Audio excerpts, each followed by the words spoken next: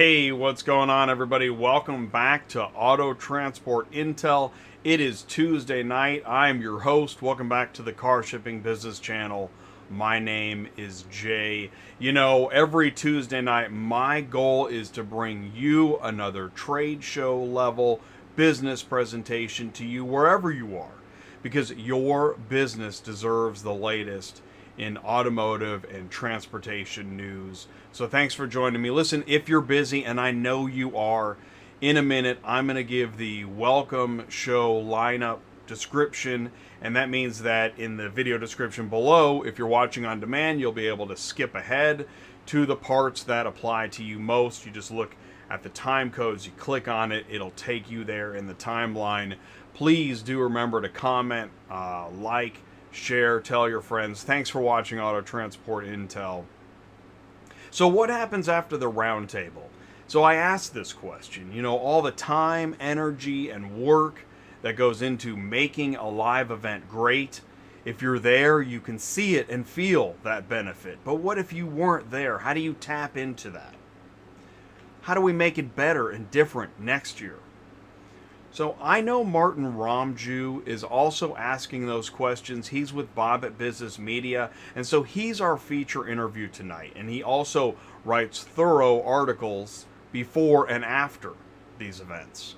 And we're lucky to have him here tonight with us. And also, since we are specifically, once again, talking about the IARA Summer Roundtable 2021 in San Antonio, we are fortunate to have 4 of their moderators from their live panel discussions with us here tonight.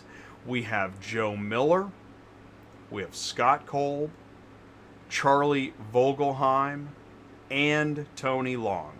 And we've also got Kaetlin Sherk joining us in the live panel, along with Thompson of Cars on the Move. So it was a heck of a lineup. I am so appreciative for their time, patience, and input. This is going to be an amazing show. So please join the live chat, ask your questions, share your thoughts, grow your business, because it's Tuesday nights live on Auto Transport Intel. I'm Jay, your host. Welcome back to the show.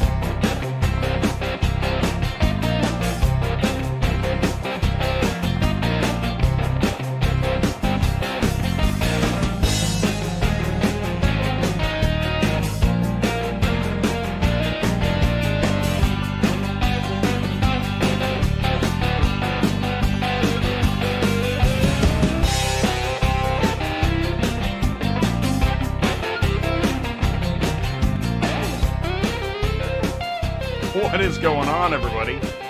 Welcome back to Auto Transport Intel again on a Tuesday night. Thank you so much for joining me again on Tuesday night.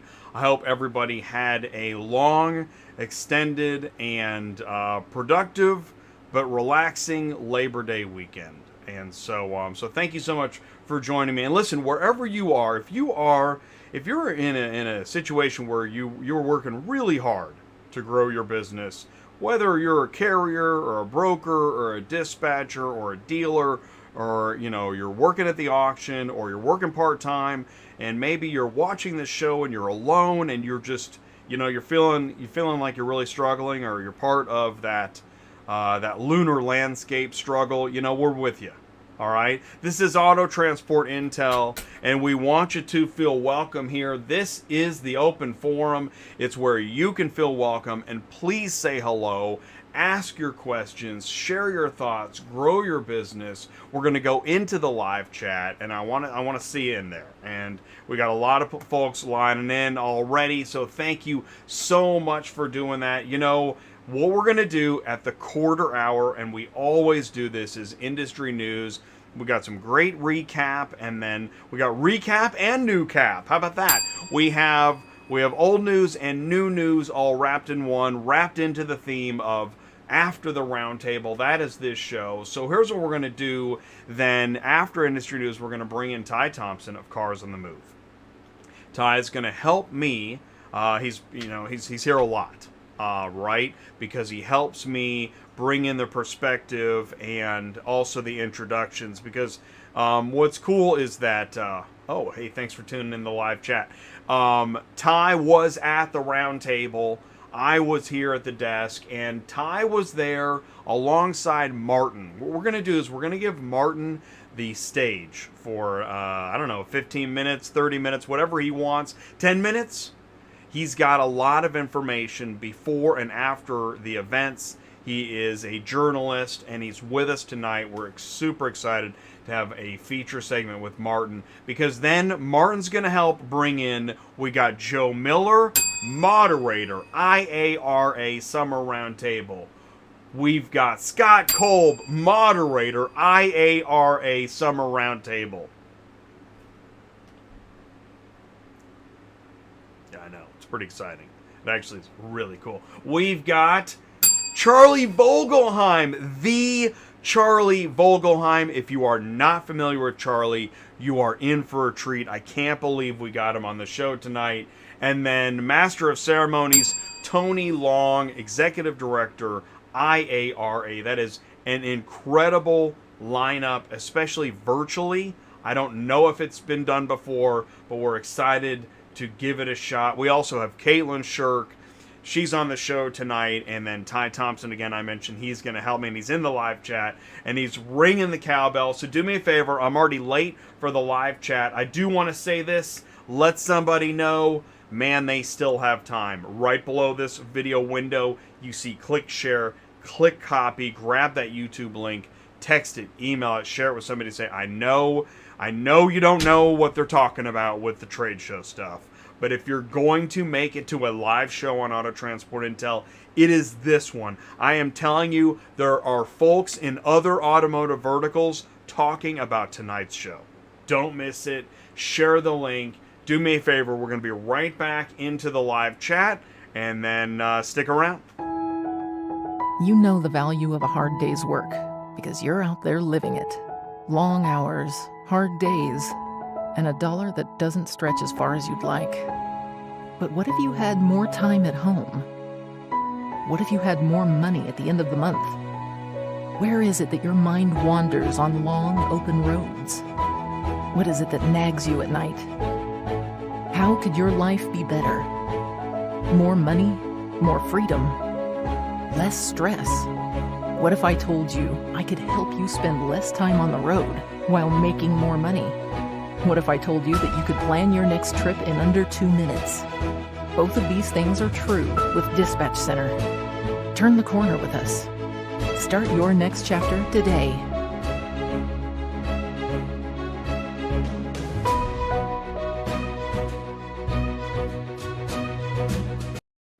Save valuable time finding the right loads faster. That's Dispatch Center by SuperFlo Systems. Get signed up, log in, make your load management life easier with Dispatch Center. Visit dispatchcenter.com. Thank you so much. Thank you, Ty, for ringing the cowbell. And also Chris Chamberlain. Two astute members of Auto Transport Intel community at this point, because what are we doing? Why are we breaking out of the box? We keep talking about things other than just transportation. Well, Mark Grodicke knows why. Thank you, Mark Grodicke of SuperFlo Systems. Route Scout, your saved driver tips. Check out dispatchcenter.com. We are talking about things outside of the transportation comfort zone. Came up with a phrase last week. Beyond the Fuel Island. If you are going to learn about the automotive industry, now is a great time because everything's changing. The dealerships don't have enough cars. Go ahead and drive around town. Look at the dealerships. You read about the OEMs and chip shortages and EVs. Find out about all the new cars coming out, or that are going to come out when they get the chips. We're going to be talking about auctions tonight. There is so much to talk about beyond the Fuel Island. I know. And we have shows and content for that too. But man, that's what this live chat is all about. I'm going to go ahead and rewind it to the beginning, because I got excited by seeing folks lining in. Hey, Ty, what's going on? It is all about building relationships, I know. And Ty, you are one heck of a relationship builder at these live shows. It's amazing what we're accomplishing. That's why I'm so excited about tonight's show. Mark Grodicke, looking forward to the roundtable follow-up. Wow, dude. Wow. Kimberly is here. What's going on? Welcome Tuesday night's live. Join the live chat. Tell us if it's your first time. Let us know what's going on with you. You know, I mean, really. And I'm actually going to go remedial. I like to do that in the industry news. Let's go back to the beginning, because I know there's plenty of folks that know what's going on at this moment, but we got to catch everybody up. There's going to be folks tuning in that don't know, so we're going to do a little bit of recap along with our new cap. Hey, Carlos, ACB Logistics in the house. What is going on with you? Danny B is here. Hello, everybody. Danny B is in the house. What's up? John Cochran says hello. Thank you, John. Thanks for tuning in and taking the time. Keep us posted about North Carolina and your trailer. All right, because we want to know. We love that stuff. Super Dispatch is here. What's going on, Super Dispatch? And Bogey Joe Sr. Hey, what's going on? Long time, gang. What's up, Joe? Humbe Huga. What's going on? I don't speak English very well, but I like your videos. Well, all right. You are welcome here. Thank you so much for saying hello. That's awesome. ATI is an open forum, and we love to hear from you. Especially if you've been catching the podcast. You know, man, the podcast has grown. If you've been catching the podcast, if you're catching the podcast right now, right? It's not even tonight. It's tomorrow or next week or next month. And you're listening to this podcast. Go check it out. Go to Auto Transport Intel on YouTube. And every Tuesday night is the flagship show. That's where you go in and say hello. Hey, what's up? Thank you so much. Actually, Humbe rang the cowbell. Thank you, Humbe. That's so cool. We appreciate you. Thanks for tuning in. And we got a cool badge in there, too. That's awesome. That's awesome. And Super Dispatch is ringing the cowbell. Thank you, Super Dispatch. Thanks, ATI. End-to-end marketplace, carrier, shipper, TMS, EBOL solutions, move cars faster. Thank you so much, Super Dispatch.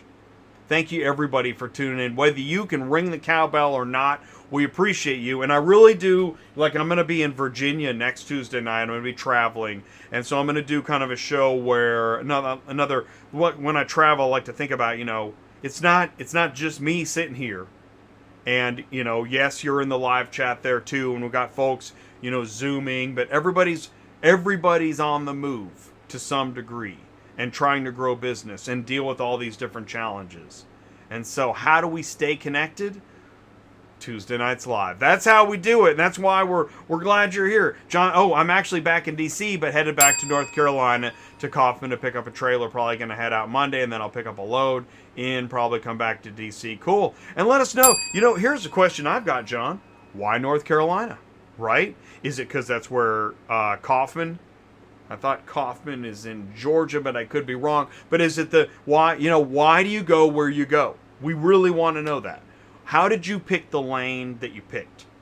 Is it the lane of the week? Is it your regular lane? And is there your lane changing?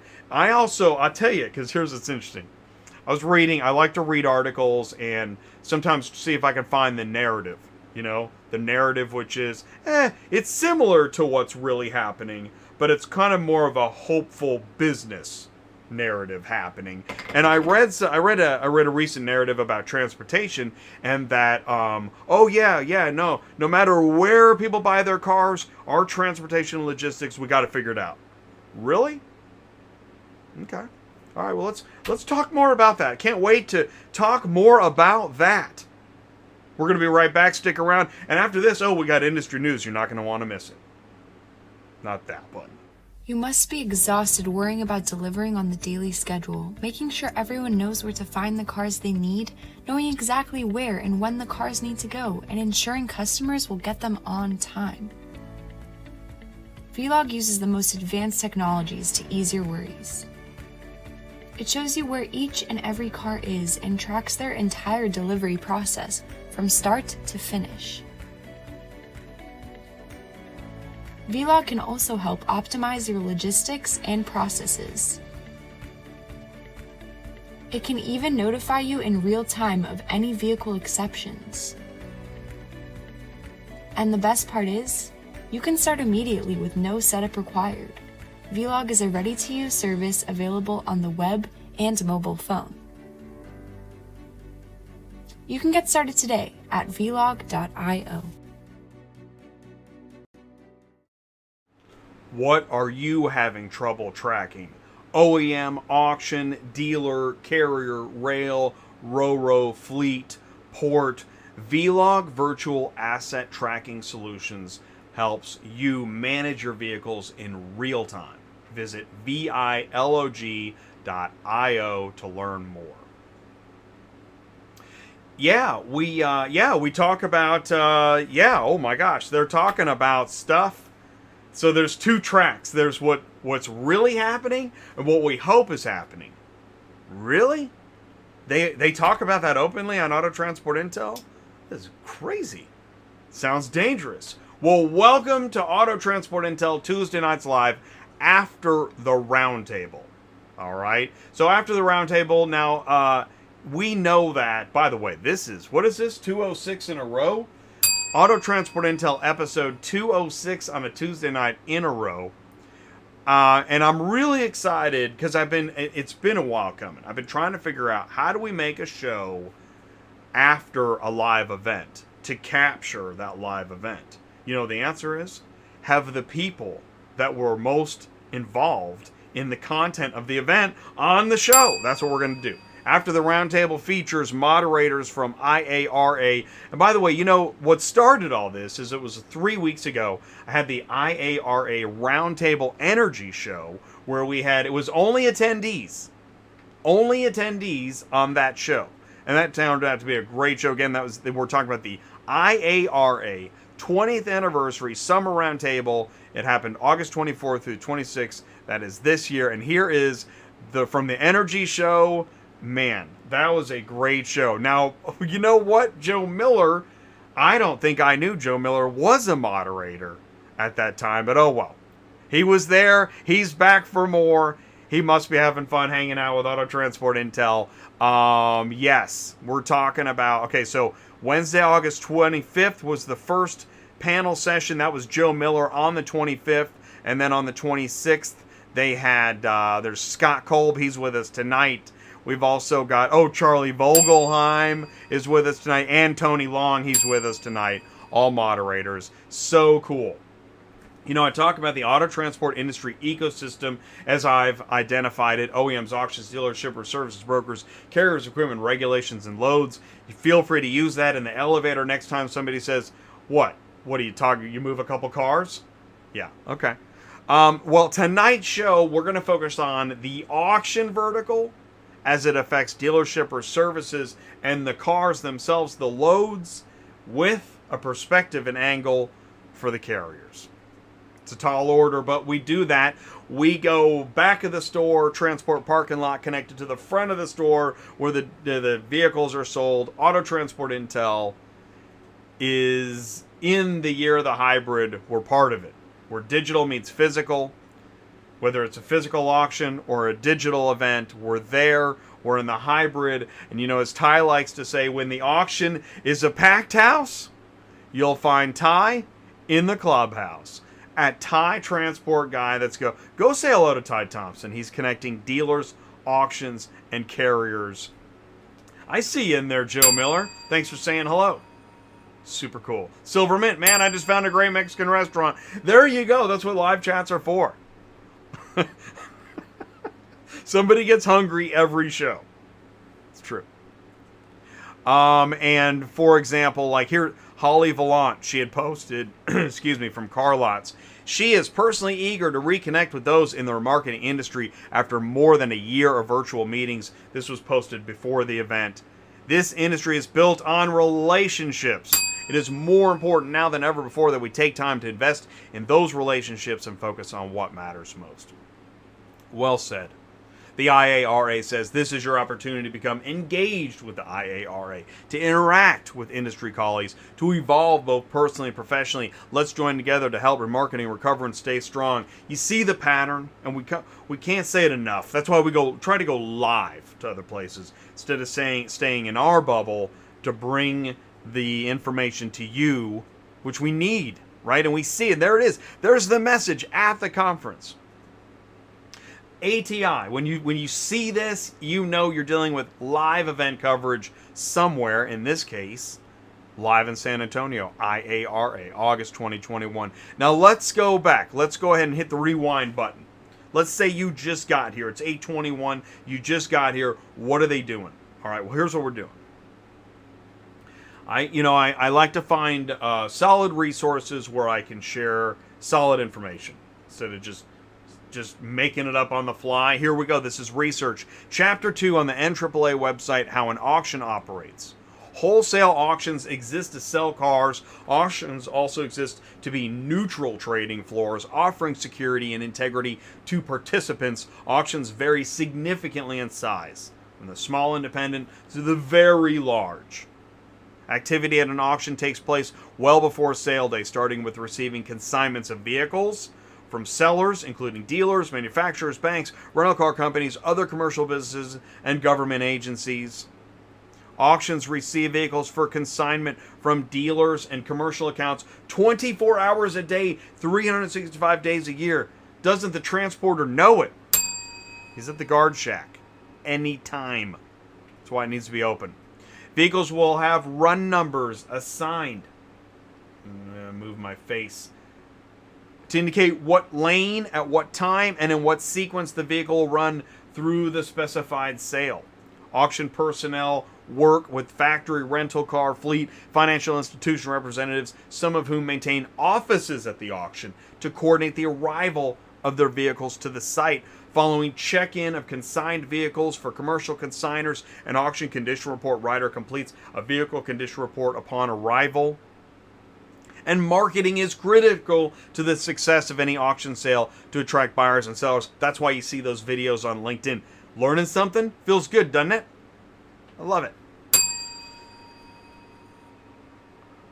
Okay. And one more page of this. Auctions bring together large numbers of buyers and sellers on sale day to facilitate the fair market trade of vehicles for fair market values, right? The value does change over time. The auctioneer facilitates the sale of each vehicle on an average of 60 seconds. That's crazy fast. The auction employs numerous specialists on its staff, including payment clerks, title clerks, financing personnel, among others, to assure the sale runs smoothly and transactions are completed effectively. Dealers who have made a purchase but are concerned with some aspect of the sale or vehicle can seek arbitration. The auction is staffed with personnel dedicated to assisting these situations. And there they are, transportation services. Dealers do not have their own means for transporting their vehicle, can contact the auction to arrange for vehicle delivery. Transportation right there on the list of stuff. That's why it's helpful. Do it. Become a certified automotive remarketer. It's part of the car program at the IARA. I bet that comes up tonight. There's Joe saying hello to Ty. Check, check, check. How's the audio? Audio's okay? Video's good? Check, check, check. All right. Joe's with us tonight. Tony's with us. Look at that. I'd love to know what Tony is saying. Maybe he'll tell us. Tony is everywhere. Tony is the man. That's why having Tony on the show tonight is awesome. Amazing. And sometimes, yes, the word gets out. Lawrence Moore, part of the ATI gang, was at the show. That's so cool. I love that, Lawrence. Lawrence made it over to the Carvana Access party. I think that was Wednesday evening there, asking questions, hanging out with Scott Wood. What's up, Scott?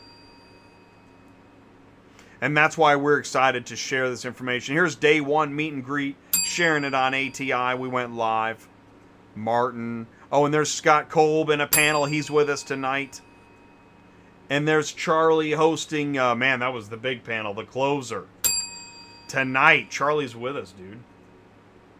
And Tony's there with, there's Trisha from NAAA, Paul, IARA, Mike Antique. Man, IARA happening. And then we had the day two red carpet. And there's Scott and Joe saying hello in the live stream. Martin, he's with us tonight. I'm telling you. Charlie and Scott with Ty on the 20th anniversary shot. I was doing great on social media. I love sharing this stuff. More Tony Long. We appreciate you, man. Do it if you haven't seen it. Go to the Auto Transport Intel YouTube page and click on. You got day one and day two. Just go ahead and check those out. Please leave a like. So we got this is around the corner. NAAA. Dang, that's that's in a few weeks. NAAA, another convention we're going to be talking about. And then, of course, Automotive Logistics, October, Detroit. We'll be talking about that. Yes, we're a media partner of Automotive Logistics. That's awesome.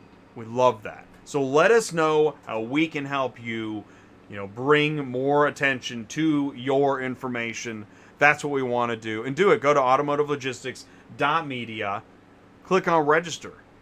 Get more information. They've got a lot of great information. And look for our display pop-up. That's how you know you're getting the car shipping news.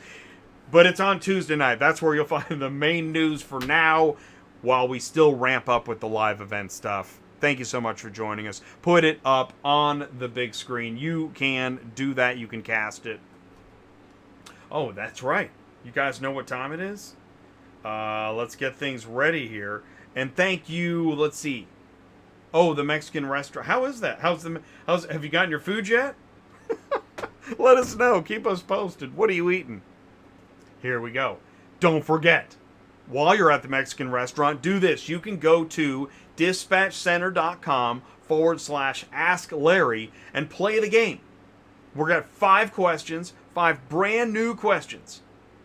And they're good. These are some I don't know the answers, so here we go.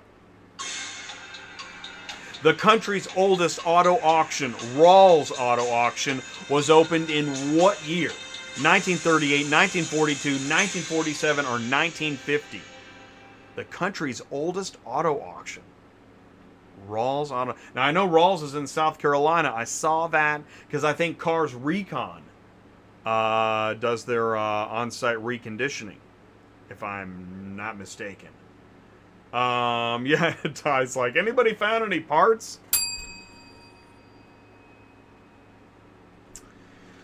I'm gonna go with I'm just gonna go with 42. Anybody else? Going once, going twice. And by the way, that's what I wanted to mention. Yes, it is 8:30. It is Tuesday night at 8:30 on Tuesday nights is when we have a brand new 5 questions. And then on Thursdays at 1 o'clock on Dispatching Live, we'll reveal the answers. So join us for that. We have a 38. We have a 50. I'm going with 42. Question number 2. Here we go. What is the most appropriate carrier pay amount to ship a 2018 Kia Sorento from Richmond, Virginia to St. Louis, Missouri? $550, $770, $1125, or $1370? Richmond to St. Louis, Kia Sorento. Small SUV. It's not that far. It's mostly interstate. I'm going to say... I'm going to go with 770. Again, this is not what it takes to make a broker wealthy or a carrier wealthy. It's what it takes to get it moved. If you don't believe Larry, you can check it. Alexa, open Quotify. Larry is the transport llama, and you can go to transportautoquoter.com and find out for yourself. Yeah, you can. It's Bogey Josie. He's got it. 770. What's up, Joe? Question 3. Here we go. The most expensive car to ever sell at auction is a 1962 Ferrari 250 GTO. The car originally sold for $18,000. What was its record-setting sale price in 2018? Man, that's a good question. Holy cow, look at the dispersion. 29.3 million, 32.5 million, 48.4 million, or 53.6 million. It's actually one of those. Wow. I'm going to go with, I don't know, man. That's crazy. I'm going to go with 32.5 because it just seems crazy, but I don't know. You know, right? Because if you're if you're building rockets and stuff, I mean, you know, what's 50 million? Shoot. Hey, what's up, Sky? What's the answer on this one, Sky? Is it 29, 32, 48, or 53 million for the 62 Ferrari 250 GTO that sold at auction in 2018? All right, question number 4. What is the most appropriate carrier pay amount to ship a 2017 Ford F-150 from Reno, Nevada to Milwaukee, Wisconsin? $785, $1,095, $1,300, $1,570. Ford F-150 from Reno to Milwaukee. See, now that one, I'm actually going to go with $1,570 because I don't know. I don't think there's a real direct route on that one. You guys got 48 million? What did I say? I said 30. I said the 34. I should write down my guesses because then on Thursdays, what was the first question? Oh, shoot. Oh, Rawls Auto Auction, I said 42. Second question was, it was the 770, and then I said 34 million, and now I'm going to say 1570. Okay. All right, cool. Yeah, be sure to join us on Thursday at 1 o'clock on Dispatching Live for the answers. I'll put the link to the Dispatching Live here in the live chat in a second. Let's go to question 5. Get the show on the road. Which of the following companies had the most fleet vehicles in 2019? Is there a word missing? AT&T, FedEx, AutoZone, PepsiCo had the most fleet vehicles in 2019. AT&T, FedEx, AutoZone, PepsiCo. I want to go with PepsiCo. AT&T's a lot, though. FedEx. I'm going to go with either AT&T or PepsiCo. I'm going to go with AT&T. I'm going to go with AT&T on that one. Let me grab you the link. What's the answer, live chat? Let me grab you the link in case you want to join us for the Dispatching Live on Thursday. I know it's a crazy show, but just tune in at 1 o'clock to see what the answers are. You know, why not? This is Dispatching Live Answers Thursday, 1 p.m. Central Time, and there's the link. So there you can have that right there. Thank you so much. Man, those are great questions. Mark Rodeke, SuperFlo Systems. Good job on those questions. Those really are hard stumpers. Don't forget to go to autotransportintel.com, click on sign up. Become an ATI insider. Are you growing a business? Does it include transportation? Do you have questions? Are you finding it frustrating to get all the information in the context that makes sense for you? Go to autotransportintel.com, click on sign up. That's what it's all about. Become an ATI insider. Now, it is now time. Here's what we're going to do. We're going to take another quick break. Don't forget, this is my ELD punch. When times are hard, hit the punch, take a break, get back. We'll be right back after this. Stick around. Are you completely stressed out from all the calls and the contracts and the verification of loads when nobody answers the phone? Call Murphy Auto Dispatch Services today. Murphy Auto Dispatch Services has over 15 years of experience in the transport industry. We are your office while you are on the road. We book, we verify, and we bill out your loads for you. We have an excellent accounting staff and an even better dispatch team.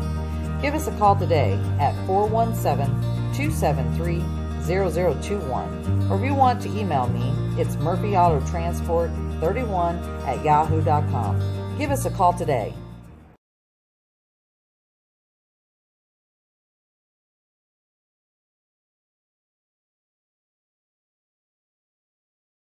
AutoIMS and ConditionReports.com are pleased to introduce the TransportCR mobile app.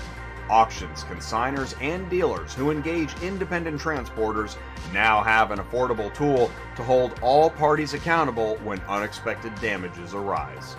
Inspection photos, geotagging, date and timestamps, and user-specific authentication all ensure transparency and accountability. Install the TransportCR app or contact info@conditionreports.com.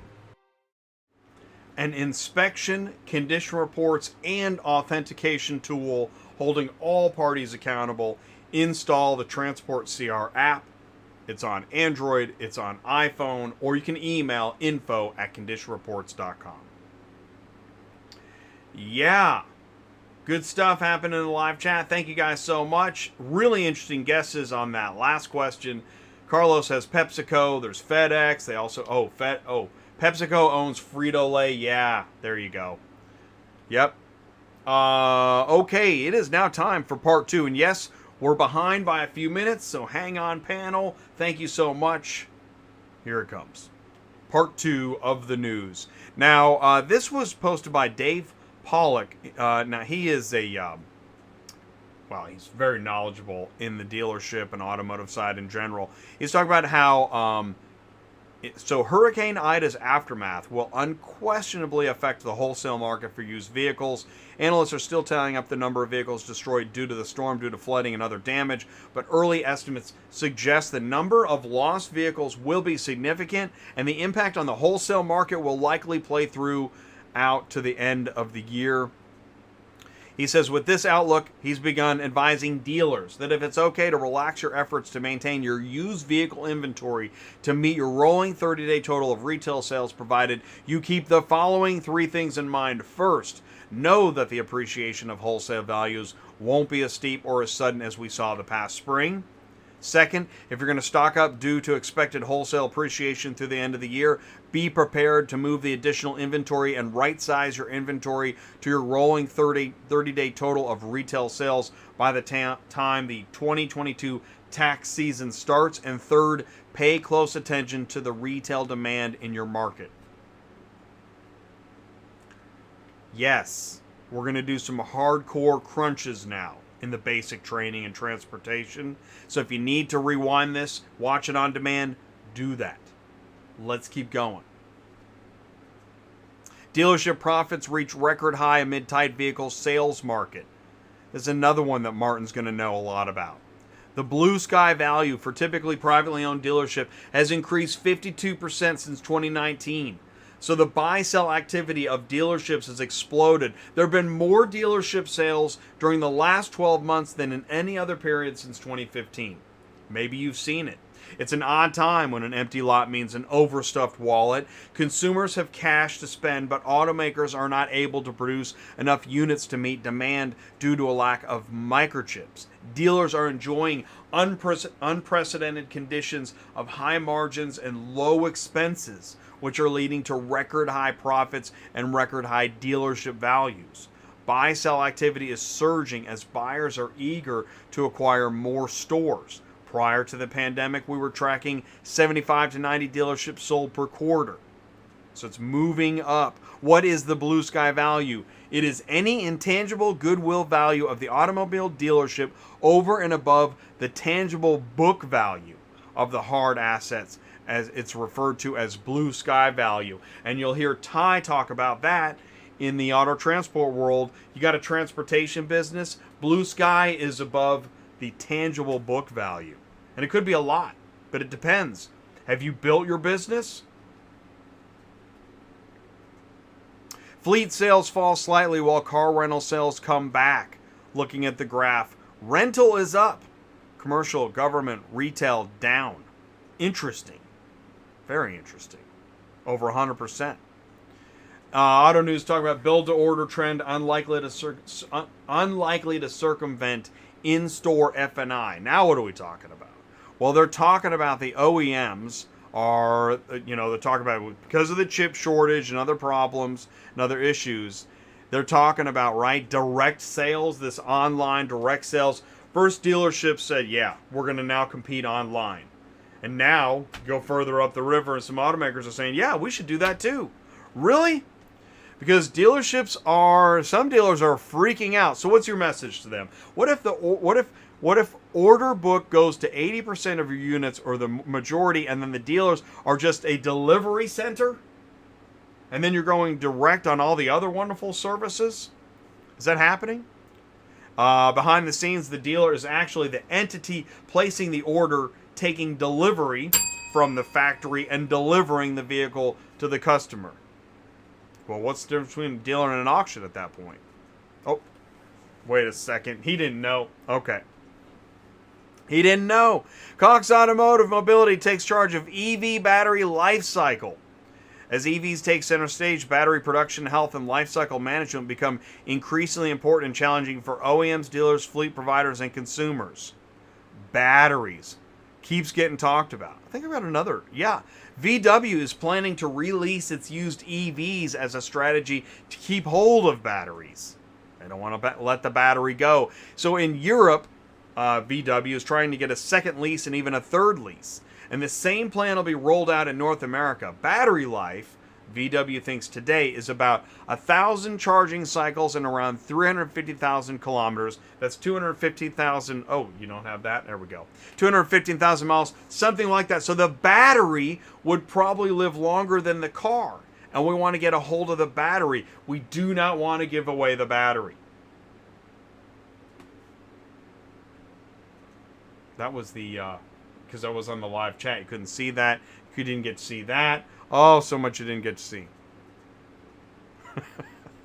Hyundai launches hydrogen blitz with trucks, sports cars, drones, and more. Have you had enough? Like, you just get beat up in the gym. In the Auto Transport Intel Tuesday Night Gym.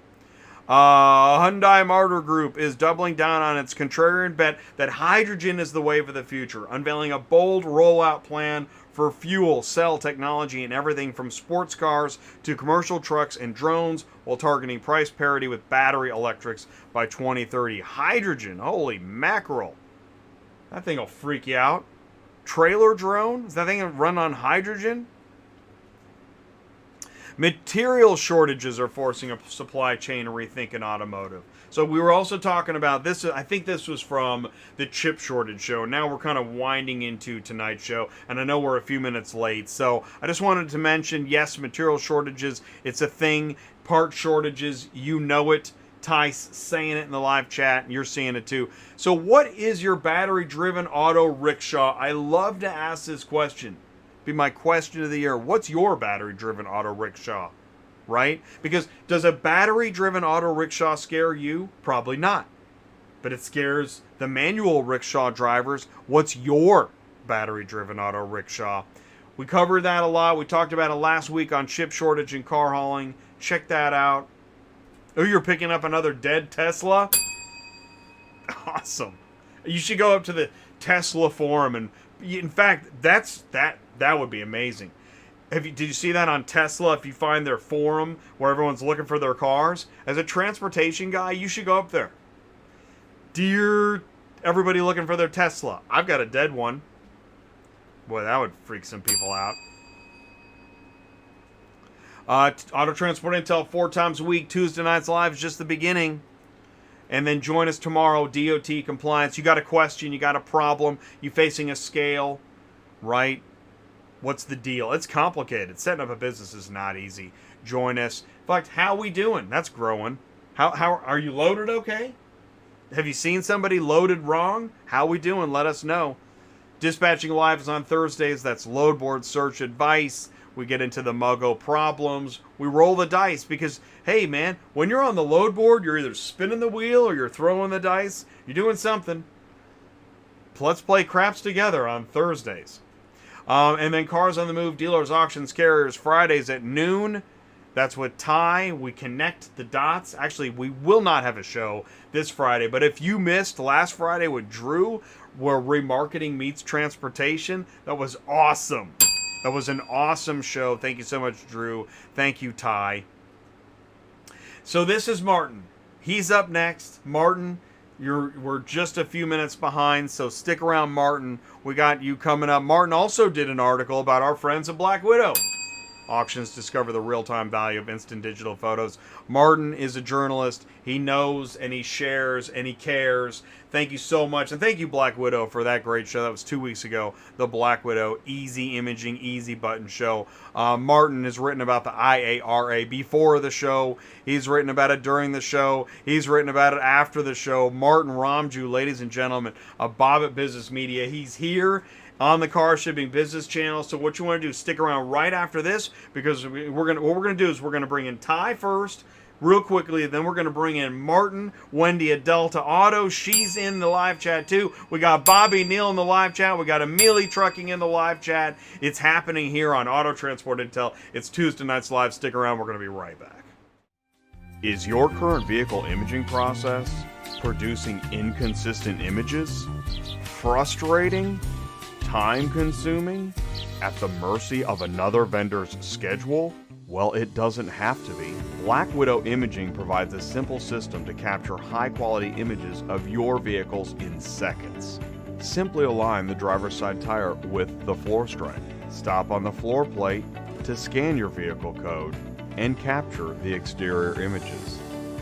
It's that easy. It's also equipped with an interactive 360-degree interior camera option so your customers don't miss any details. The results are fast, consistent 4K images that are delivered to your website in minutes. Let us show you how easy your imaging process can be anywhere in the global supply chain. Visit blackwidowimaging.com to schedule a live demo. Black Widow Imaging provides high-resolution pictures for OEMs, auctions, dealers, rail, port, fleet, insurance, transportation, and more. Schedule your live demo. Go to blackwidowimaging.com. No matter what business you're in, go get a demo. You'll be glad you did. So here we are. We got folks jumping in the live chat. Mic check 1, 2, 3. And we have here, are you guys ready? We're going to bring Ty in here. Now, Ty he's been on the move.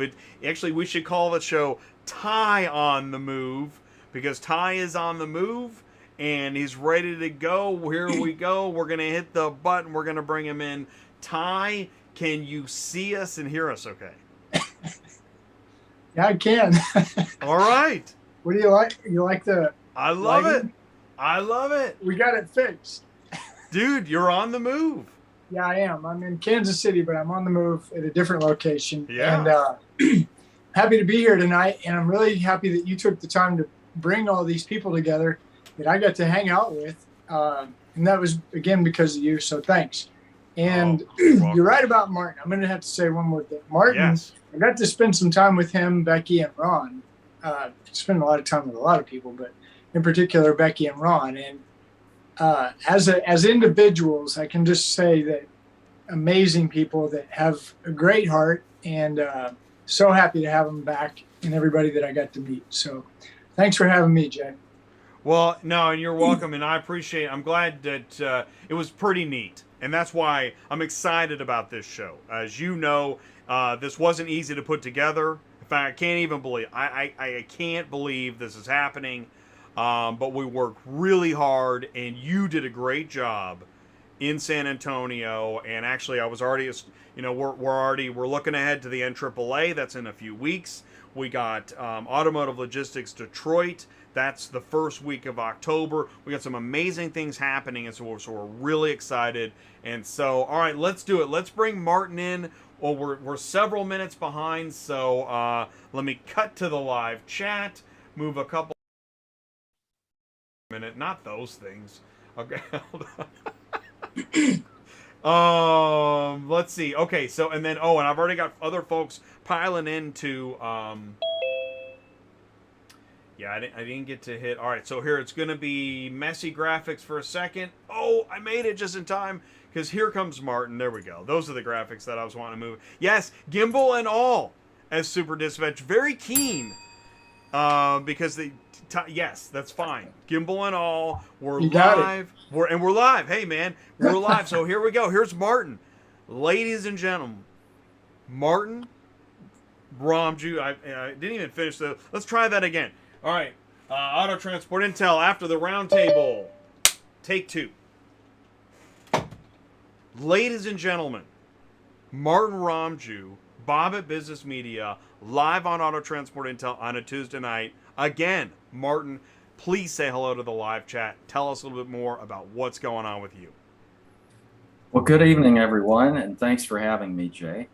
I'm freshly back from the roundtable and tried to cram as much information out there as I could.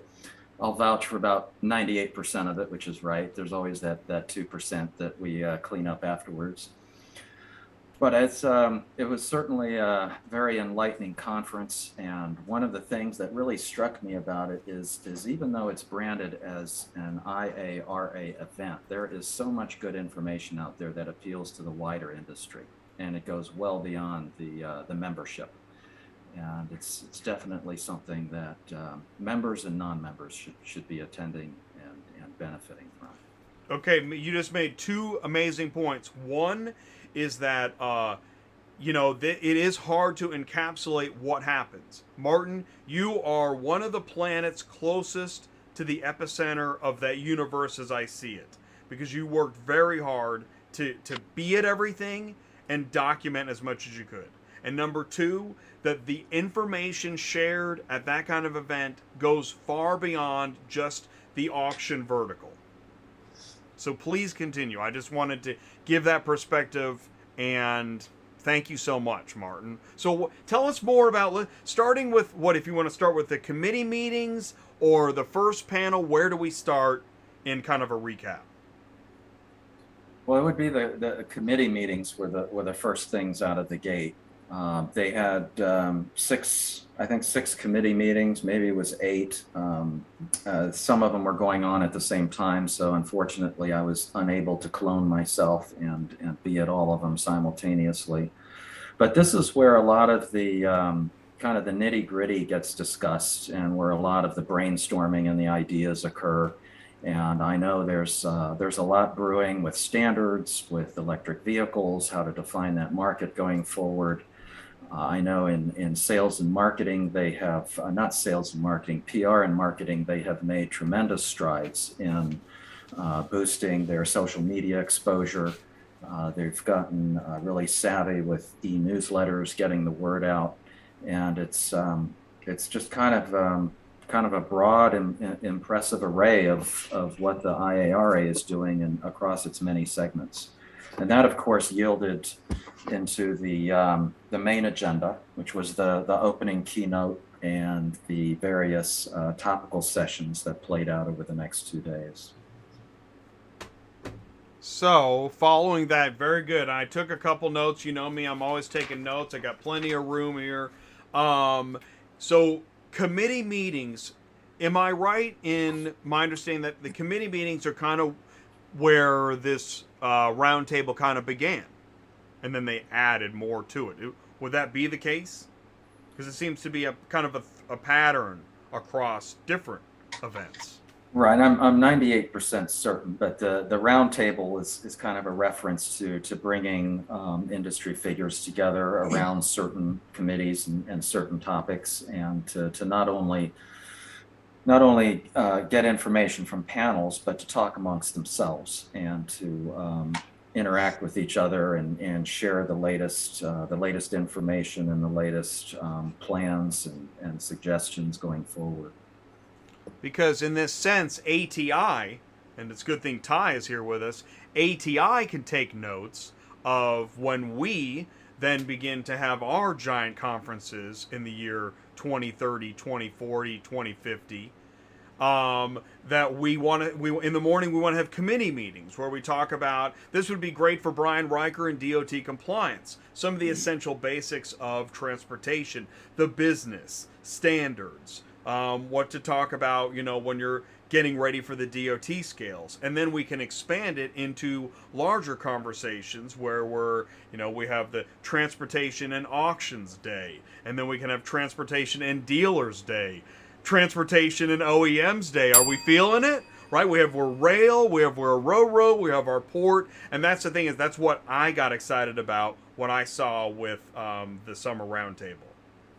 Right, and another format that works very well, which is a kind of a variation on the committee roundtables, is to have actual attendees participating in discussion groups and roundtables as part of sessions.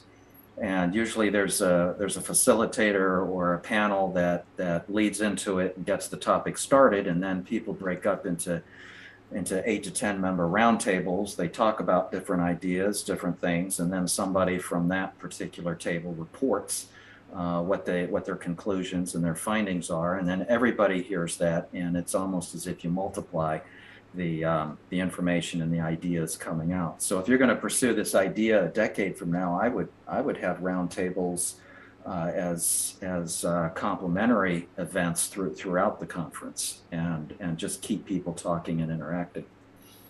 Well, and I drew that, that I always have a little bit of fun on Tuesday nights, but I draw some of these ideas out in parallels because, number one, anything is possible if you dream it and work towards it. And the other is to bring home analogies as to why this is so important. Truth is, when I first heard about this roundtable, I knew I wanted to learn more because I didn't know enough. That's why we're here, to keep on talking about it, to learn more about it, because it's not just networking, but it's also information. I thought I heard a gasp, but it was just a breath. So I should take a breath, but I'll tell you, I think Ty took one for me. So how about this? So day one, first panel, that was Joe Miller. Tell us more about that, if you would. Well, Joe Miller's panel, he could tell you a lot more about it once he's on, but it kind of addressed the big immediate concern throughout the industry, which is all these numbers and stats that are coming at everyone because of the COVID situation and coming out of that. As you had discussed about the chip shortage, the variations in vehicle pricing and values, all kinds of supply constraints. How do you make sense of all these numbers? And I think the conclusion was, and what I mentioned was that the words commonly used to describe all this was yo-yo, wild roller coasters, seatbelts, throwing darts. The statistics are the best they can be under the circumstances, but the industry as well as the wider economy has never seen these type of dynamics that are related to a pandemic and so many disruptions happening at once. So Joe's panel kind of walked through the numbers and how best to make sense of them, and basically to say that long term, not many people can accurately forecast what's going to be happening. And that kind of hit home with me on Saturday. I mean, I'm kind of a news junkie and I'm always reading and looking at different things, but the latest press reports show that record high consumer prices for vehicles, new and used, as well as rental cars, will extend into next year and might not fall back to earth until 2023. And what really kind of surprised me was that even if auto production were somehow to immediately regain its highest ever level for vehicles sold in the US, it would take more than a year to achieve a more normal 60-day supply of vehicles and for prices to head down. This is according to a consulting firm called Alex Partners. So that was just another example how almost every day you can look at the news and the information that's being reported in this sector, and it just kind of underscores the uncertainty and the longevity of the volatile market. Well, and that's why that Dale Pollock article, that's why I found that interesting to share that, because he's saying in similar words to you that I had this information, and then Hurricane Ida happened, which just happened and is still happening. And so the more fluid our information, obviously, you need those long-term forecasts, but also you got to be ready to update and have your pencil sharpened And as Paul Machine says, throw out the box. So, Right. and I want to say this too about the information you're giving right now. Yes, we got Joe coming up here in about 5 or 10 minutes, but having you kind of report on their panels before they get here is very helpful and useful in looking at, we're getting your feedback. Maybe when Joe gets here, he'll be like, oh my gosh, that is a total surprise. It won't be, because you're great at what you do, but I think that this is a great exercise. So let's go on to the next one. Scott Kolb, he was on day 2, and he held a navigating customer experience with dealership panel. Please tell us more about that one. Yeah, that was the one that that was kind of entertaining. It was a kind of a look at what dealerships really need and what kind of what their expectations are. And I know they touched upon auto transport. As I mentioned from the report at the conference, they talked about images, and one of the panelists, Brenna Stansberry, who's the owner of Park Marina Motors in Redding, California, she kind of stole the show when she said that looking at auction or vehicle related photos is sort of like going on Match.com and looking at the photos of the eligible participants. They can sometimes be misleading or not accurate, and you don't get the full story. And there was also some agreement, a lot of agreement with what she said, that there's this need for images. And of course, as you mentioned at the top of the segment, Black Widow is trying to step into that realm and educate people on the need for more accurate images and how that can facilitate the marketplace and the transactions. And then there was also I think there was a reference to needing a one-stop shop, which includes the transportation. Some of the dealers mentioned that they organize their own drivers. One of them said he operates like a travel agent and has to book air travel for his drivers so he can fly them out to a place to drive back a vehicle that he's acquired and just kind of take care of the transportation on their own.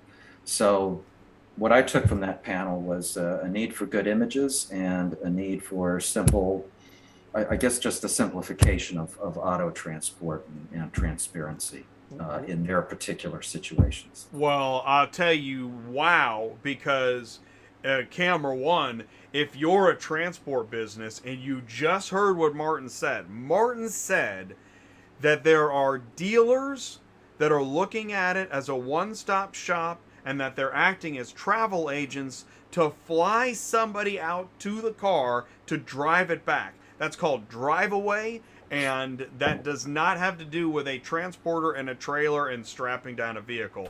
Now, that's not going to affect the entire industry, but gosh, it'd be good to know how often that's happening, because I tell you what, in auto transport, in our vertical, I do not hear that kind of information. I'm not surprised, but it's shocking. And then the Match.com, obviously that would be more, but it shows you the value of a great analogy. You're doing great. Keep going. I want to do the other two, and then we'll bring in Joe. What was our, on day 2, we had, I want to talk, we will finish with Charlie. Oh, no, Charlie was next. The closing keynote, and then we'll finish with Tony. Is that right? Charlie Vogelheim with Cox and Carr passing the baton. Yeah, I'm going to go out on a limb here because I haven't been to prior roundtables, but that was kind of a historic session. And it was definitely the headliner coming out of the conference, because here you have two major auction powerhouses that are passing the baton to a new generation of CEOs or presidents at the same time. And the baton is being passed from two longtime CEOs who know the industry very well and who are very familiar figures.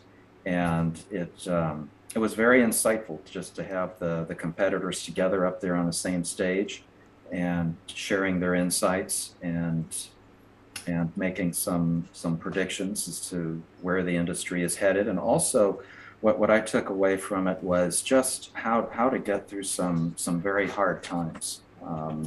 Their careers collectively spanned 9/11, the Great Recession, and of course the pandemic. And they talked about some of the tough things you have to do. And I know that one comment from Sandy Schwartz really stood out, and that was safety and health come first, but we won't stop commerce. A lot of metal has to move. We put plans in place immediately. He said when it comes to dealing with these sudden disruptions that affect the market and affect your business is not to panic. You have great businesses, you have customers who want to work with you. You have to empower your people, trust your people, and let them do their jobs. And they clearly conveyed the sense that you create a culture of trust and stability where you delegate to your employees, and then when the chips are down and the challenges are coming, they step up to the plate and will do a great job and help save the business. Wow, that's awesome. I love the way that you report and capture information. It's wonderful. Let's hit the last one with Tony Long. He was talking to, this is on day 2, Tony was talking about driving IARA forward. What a great way to put the end cap. Can you give us a recap of that session before we bring Tony in tonight? Yeah, just briefly, they talked about the need for participation, that IARA thrives to the extent that they get involvement and leadership. They talked about some of the educational and instructive modules that they're working on. The push for technology and the increasing role that technology is going to be playing, not just with the IARA, but throughout the industry. And just and of course the EV market, the need for just a continuous push for solid, reliable standards and benchmarks, and how all of that is interconnected in not just advancing the association or the alliance, but helping them move the industry forward. And I think the 3 participants there, Jim Demetri, who's the attorney for the IARA, Brent Garrett, and Venkat Krishnamurthy, they kind of were the beacons for what the IRA's future represents and how to bring it forward. And that's so not only the information of each session, and then the moderator and the experience and perspective they bring, but the individual panelists. Right, to see the, as you mentioned, it was historic with the panel with Charlie. So I'm looking forward to bringing him in. I'll tell you what. Here's what we're going to do. It's time to bring in Joe Miller from AutoIMS. He was the first moderator on day 1, and so he's coming in now. Sky says, Jay, I'd say knowledge is power. Power is knowing to make intelligent decisions. Posting those cars on load boards versus paying drivers, etc. Most commercial dealer policy of cross-state line exclusion. Sky, thank you so much for sharing so much information in the live chat. Are you ready? So it's just after 9 o'clock. We have our first moderator joining, and we are getting information right now. We have Joe Miller live in the Tuesday night Zoom room. Joe, how's it going? It's going great. I'm feeling very moderate this evening. Right. I've said the word moderator several times. All right, Joe, do me a favor. Moderate Joe. Say hello to the audience. Tell us a little bit more about you, and tell us a little bit more about the panel that you hosted at the Summer Roundtable. Sure, yeah. Hi, everybody. Joe Miller. I work for a company called AutoIMS. Been with you guys before. It's great to see everyone. Hi, Ty. Hi, Martin. Ty was great. Giving you a big hug at the conference. Good to see you there. Only because I've already met you, Martin, which is why we didn't hug. So it was. And Martin, I got to tell you, you're completely crazy. Everything you said was way off. I don't think we were at the same event. Okay. I like to spice things up. Exactly. Throw people on tangents. Oh yeah, you were right on. I mean, you have a nice way of capturing things, which I really appreciate. I do it slightly differently. I use a combination of my Auction Academy notebook and the IAA sponsored paper. I try to take very colorful notes, so I draw really terrible pictures, as you can see here, and with my words. And I will tell you the dealer group panel, I'll tell you about my panel in a second, but the dealer group panel was really entertaining and cool. And she did steal the show. And just to back up what you said, Martin, I'll show you. I don't know if this is backwards on your screen. I think it's right. But oh, yeah, there it is. That's first bullet. Yes. First bullet, transportation sucks. Second bullet, where's the second key? I'm going to get back to the transportation sucks part because I don't believe it. CRs are like Match.com. And guidebooks are currently worthless, which is the segue to my panel. But they had some strong opinions, as you can see, right? Crazy. Those weren't my words. I just wrote them down. Yeah, Ty, take it away. I can tell you that notepad came from San Antonio because I've got one for you, Jay. So those are real notes on a real notepad that was really at San Antonio. I've got one. Okay, sorry. Go ahead. And this was me researching restaurants when one of the panels got boring in Anchorage, Alaska. All right. Full transparency here, right? Which is what the dealers are asking for in CRs.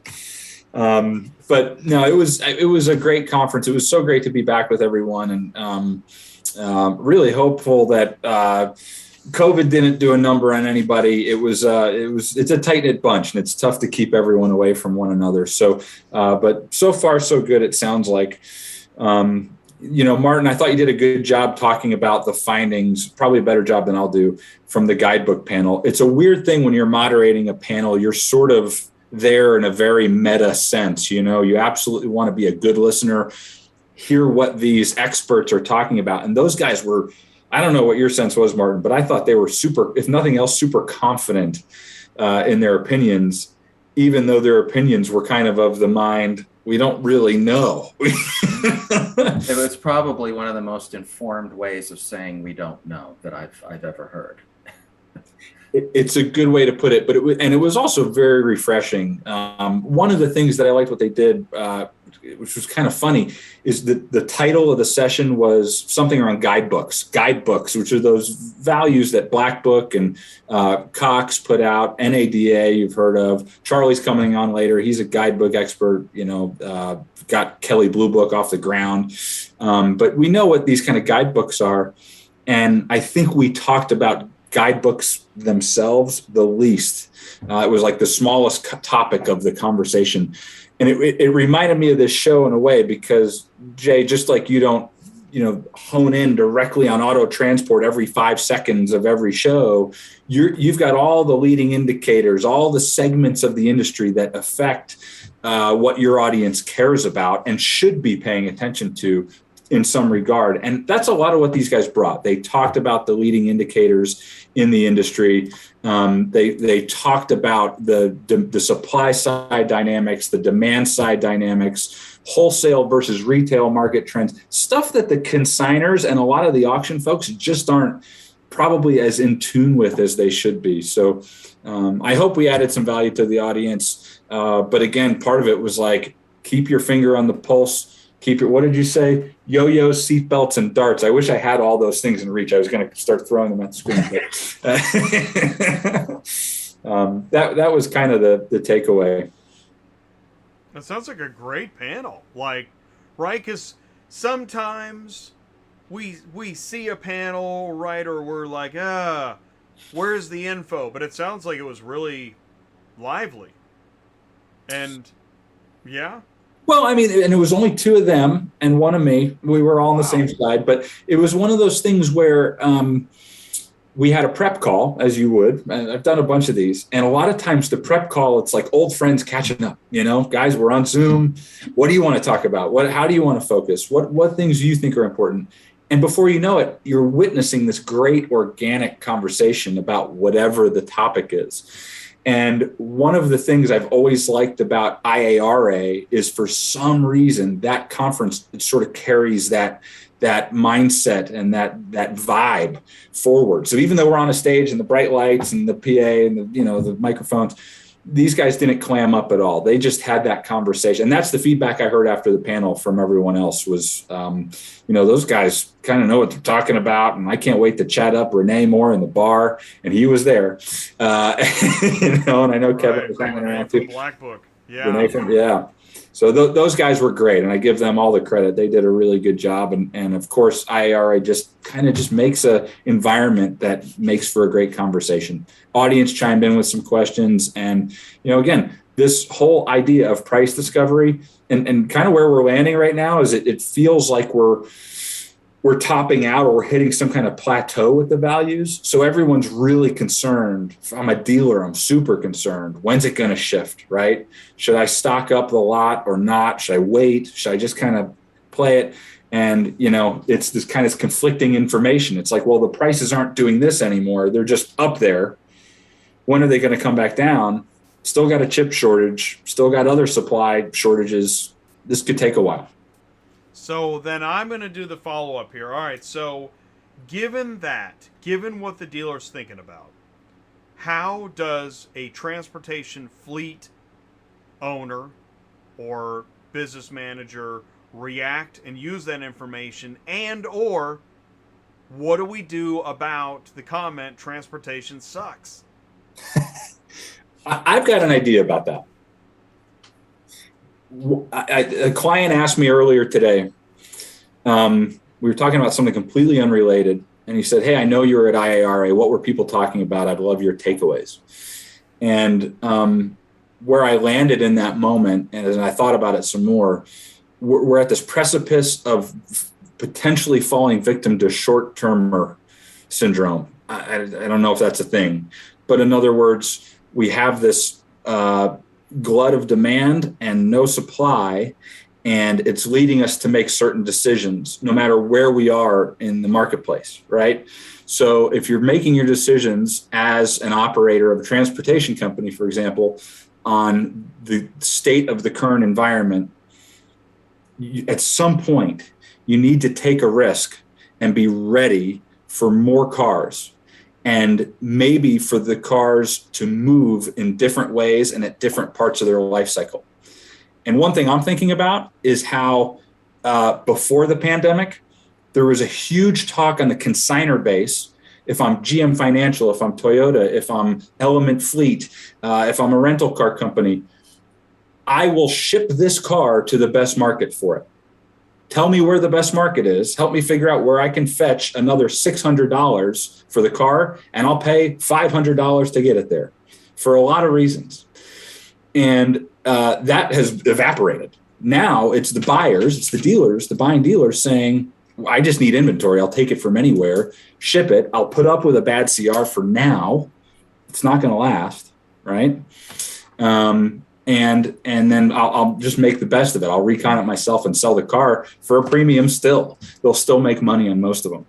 That's going to shift. And so the transport companies, again, in my business, we connected to several of them, and we signed even more agreements to connect to transport companies to help them target and service the consignor base and the auction base. And that part of our business is just stalled. They're all still talking to us. They're all great friends, and we're going to do business. I'm sure of it. In fact, I'm telling our team, we have to be ready for these guys because they're all going to want to test and start sending and receiving data when the shoe drops. It might be mid-2022. It might be later. I don't know. But short-termer syndrome, that's what I'd say.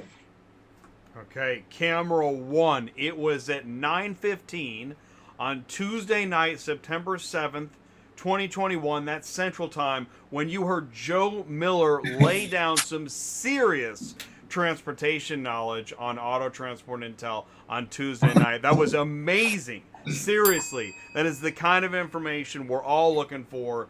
Joe, that was incredible. So here's what I'm going to do. One man's opinion. But incredible insight. And if you are if you're a fleet owner of 50 trucks or more nationwide, you know that you made me think about two things. And Scott, do me a favor and check that. I think we can hear you but can't see you.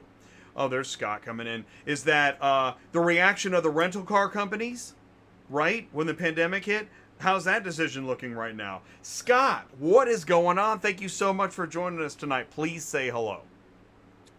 Hey, Jay. Hey, ATI audience. It's just great to be with you all.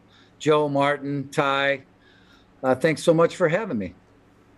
Well, we're glad you're here. And I'll tell you what, I need some duct tape. Please, somebody say something other than me. I'm tired of listening to myself. Please say hello to Scott. Ask him a question. How'd your panel go?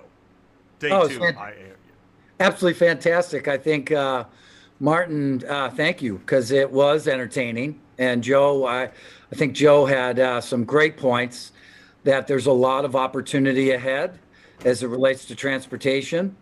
I think the capacity of moving single units and the ability to take great pictures was the genesis of really what we heard, as was pointed out in the analogy of Match.com. I mean, I think it doesn't take much time really to take a great image.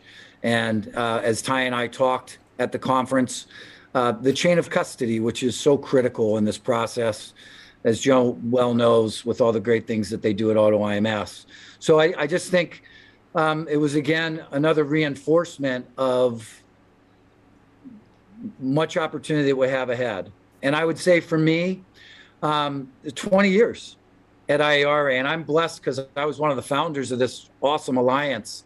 And when we talked about it 20 years ago, and we talked about things like education and conferences, and the very first roundtable that we had, which was, interestingly, it was at a reconditioning center down in one of the Mannheim sales in Florida. And we all got to do a roundtable around reconditioning a car. So 20 years, we've come a long way.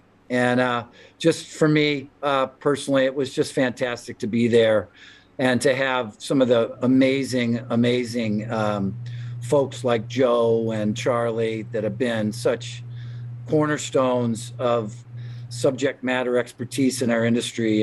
Just says it all. It's great to be there. And frankly, I haven't been out since February of 2020. So it was great to get out and live and breathe and, be with all these great friends and accomplices and service providers. We kind of live our business, I would say. So it's great to be out. And it was really cool seeing you there, Scott. I mean, just to give you some behind the scenes stuff, Scott works for a great company, a great partner of ours called Primeritus. And I swear either you just walked off the stage or I just walked off the stage. And all of a sudden one of our phones were ringing and you and I were working together in the conference hall, trying to get people together to solve a client's problem. That's what it was all about. Talking to 200 people 1 minute and solving that person's problem the next, Yeah, it was fantastic, Joe. And thanks again for your help in getting all that resolved. So, yeah, just a fantastic conference. I don't know what else to say. I mean, you got to be there and you got to get car certified. And it's just I think Martin hit it on the head. I think what I love about the IARA and always have is the fact that, and I hate to use the word boutique, but it's not big box. It's like going down to the neighborhood store, man. And people socialize and they talk. It's kind of what the auction is, the live auction, the dealers, he or she coming in, talking about the market. To Joe's point earlier, one of the cool things about his session was basically what was said was sell the car. You'll find out what the market is right now. So it's a great time and great to be with you. That makes me think of what Ty likes to say. Ty, digital auction or physical auction? Go. Physical for Ty. But why is that? Right. Why physical, Ty? I'm a people person. I like to see people. I like to touch people. I like to ask Joe, ask Scott, ask Charlie, ask Tony. I mean, I'm always touching somebody. So I personally like that, the interaction with people. I like that you get to hear what that guy's doing that doesn't work. And it's not just the car dealer either, by the way. I mean, you look at the auction. Look at these guys. You've got the ringman. You've got the auctioneer. You've got the lady taking the tickets. You've got the other person doing keeping an eye on the bids, the protects, the high, the lows. That's just right there. And there's even more going on right there in that lane than we even know. Look up. What's that? Oh, it's 2 TV screens. What are they doing there? Oh, there are people like Sky Hallman in California bidding on a car, and I'm in Kansas City at the auction. It really happens. Personally, for me, I like to engage with people. I like to hear what's going on, not just in business, but in life. And there's opportunity. You guys know this. I've said this forever. Dealers are people that are connected. They're heavily invested in their local community.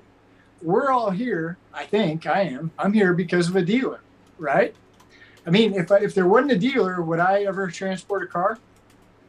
Maybe. I don't know. POV. But in this world, I get excited about real people, and you get to see and you get to hear and you get to listen. So that's why I like the physical auction. Yeah. No, and actually I got the digital version. I got to watch you guys through a screen, right? There we go. Physical versus digital. How are the experiences? Well, you got to be there, you got to see everybody, and I got to watch it on a screen. Who got a better experience? But here's the part I recognize. But at least I could participate in the experience via digital. And that's what we're talking about. That's why the hybrid is so valuable. Let's do this. I see some great stuff in the live chat happening. Let's bring Charlie in here. Charlie is our next contestant on Tuesday nights live after the roundtable. Charlie, come on down. He's making his way in here into the Zoom room on a Tuesday night. And what we're doing, if you're just joining us, we have got the moderators from IARA. Not all the moderators. Maybe one day we'll have everybody. But we do have, right now, the Charlie Vogelheim. If you know Charlie or of Charlie, you know why I put the in there. Charlie, thank you so much for taking the time on a Tuesday night to join us. Please say hello to the live audience. Tell us a little bit more about you. Greetings, audience, and thank you for that bold introduction. I wish I could record that and have my children hear that, like when I came to the dinner table or something. That would have been nice. But it's a thrill to be here. I go back to the origins of IARA, so I was very happy to be a part of this anniversary gathering. And just a quick history, it came very organically back many years ago. Chuck Parker started this great conference, the Conference of Automotive Remarketing. Of course, Martin is a big part of that now going forward, and about Bobit Publishing. And we originally met out in Atlanta. Chuck and I both worked in the Los Angeles area and said, holy smokes, why are we traveling all the way to Atlanta to talk about these things? You know, at least you and I, we should be meeting somewhat locally. And we picked, as we say in LA, an equally inconvenient location. And we started having kind of a semi-regular lunch just to talk about the goings on, because there is so many different aspects of this remarketing business. At the time, I'm the editor at Kelley Blue Book. Things are starting to change. Digital versions of the book are coming out. You know, when the internet hit, everyone thought that was just a flash in the pan and nobody better get near it because it's going to destroy everything we know and love. But while that was happening, the more important thing in the industry was what I call the industrialization. And it's kind of a simple term, but it just meant, Mannheim was growing. They were getting more and more auctions and big numbers. And it was a little bit of a concern to some of the remarketers, like, where is the power? Is it in the buyer, the seller? What side of the equation was important?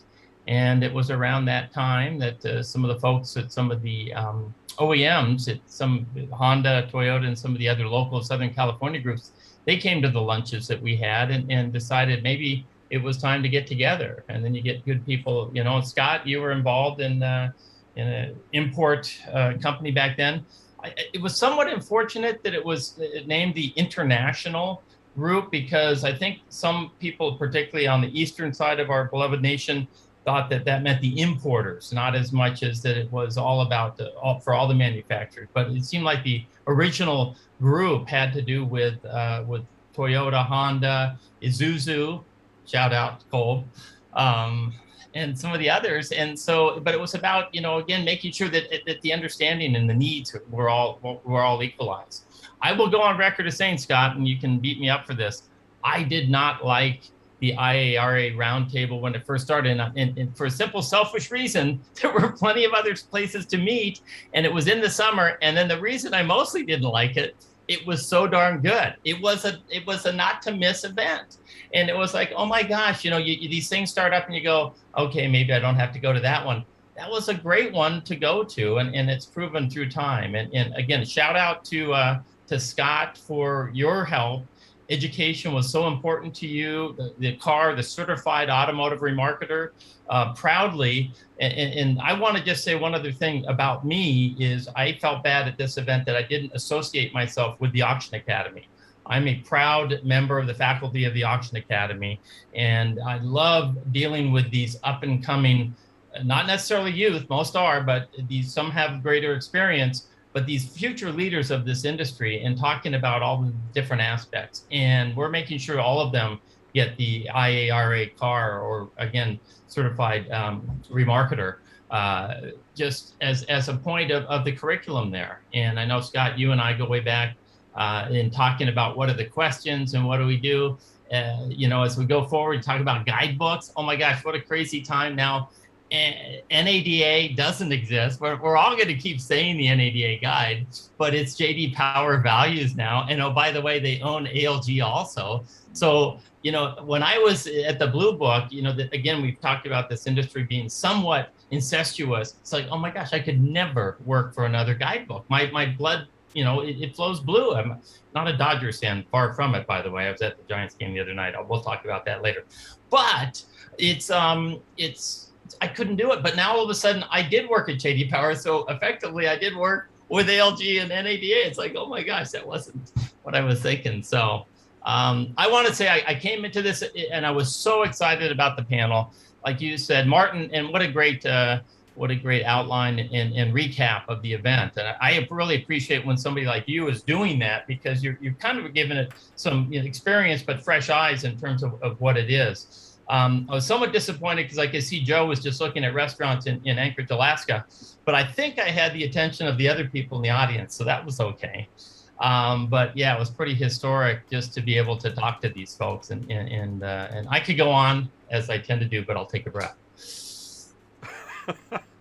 Hello. So much information. I love it. Here's only one question I want to ask you. Please tell us more about the Cox and Carr panel as it happened and right there in front of you. So once again, IARA, seriously, you're going to have these two competitors. I don't want to use the word fierce, but not necessarily friendly competitors that they're going to be up there. I mean, Sandy Schwartz and Jim Hallett had been the leaders of their respective companies. And again, things evened out a little bit. You could look at numbers in terms of number of auctions. It's not very far apart, although Cox is doing a number of things internationally. And they're going to be up there, and the next generation. So it was going to be a fascinating couple of hours for me. And I mean, couple of hours, the hour or more in the presentation, but also the prep time. As Joe mentioned, you get that opportunity. We couldn't get them all together, which was just a matter of logistics, but got to talk to each of them separately. And you know what, one's a public company, and what are they going to talk about? And they got to be careful about their words and everything like that. And the other one, Cox, is not public, but every now and then acts like a public company a little bit, but because of its size and everything. I knew Jim and Sandy pretty well personally, just again, my ongoing involvement with the CAR conference, the auto remarketing conference that Bobit sponsors every springtime. And those guys, of course, are there, and the many other conferences that I attend. So I've seen them through the years, and we have kind of a friendly interaction going on. Peter Kelly and I go back, though. Like, Peter was a Stanford student when I was at Kelly Blue Book. And, Kelly Blue Book was the first guidebook to get onto the internet. And it was one of those decisions which was, it wasn't that complicated. We're an information company. This is the information superhighway. It's a way we can distribute information. And I'm thinking of it just so bonus, because you could talk about guidebooks. I saw the comment and the thing, guidebooks are, they're so yesterday's news. Well, yeah, I mean, we were using the statement, think outside the book. How can I get that information to you more quickly? Or how can I get you more accurate information? And it just seemed like it was a way to do that. So we dipped our toe in it. I actually worked with this guy named Bloomberg out of New York. He was doing an information thing and seemed like he was pretty smart. And we worked with him for a couple of years before the internet came along. And it enabled us to again, distribute information much more efficiently. So you could argue that we didn't have to print, we didn't have to mail, and you could get the information. And guess what? As the market changed, we could change it more quickly. We didn't have to reprint and then remail for you to get updated information. So that was a change. Going back to the reason I'm talking about that, Peter Kelly's now, he's, this kid outside of our industries at Stanford going, holy smokes, why are people going to a lane? I mean, why don't we just have them all out there and we'll just sell them and then people buy them and don't even have to move around and such. And I made that comment, the lane, when it first came out, the auction lane provided efficiency in the marketplace. People had cars and they needed to move them to other places. Well, it's all meet at the same time, at the same place. I'll take the cars that you have that I want. You take the cars that I have that you want, and we'll go back to work. Well, that's great. And now we move forward to today where who's going to wait till Tuesday at 10 o'clock to buy that car? I mean, people do what they want when they want. So is that lane creating an inefficiency in the marketplace? And I've posed that for many years. And I got to say, and Ty kind of backed it up, not necessarily. There's still a lot of people that like to go there. There's a lot of interaction. When you say something like Ring Man, it blows my mind because, like, really? Aren't people used to this by now? And they're not. It's still as exciting to have it. Hey. So anyway, right? We need a Ring Man at the Zoom call. Okay, now you. I was just thinking, man. I mean, I think that's what I'm doing up here. I'm the Ring Man. I went ahead and thank you guys so much for tuning in. I went ahead and hit the button to bring in Tony Long. So he's here because we're running a few minutes late, but we're having a great time. Tony is with us.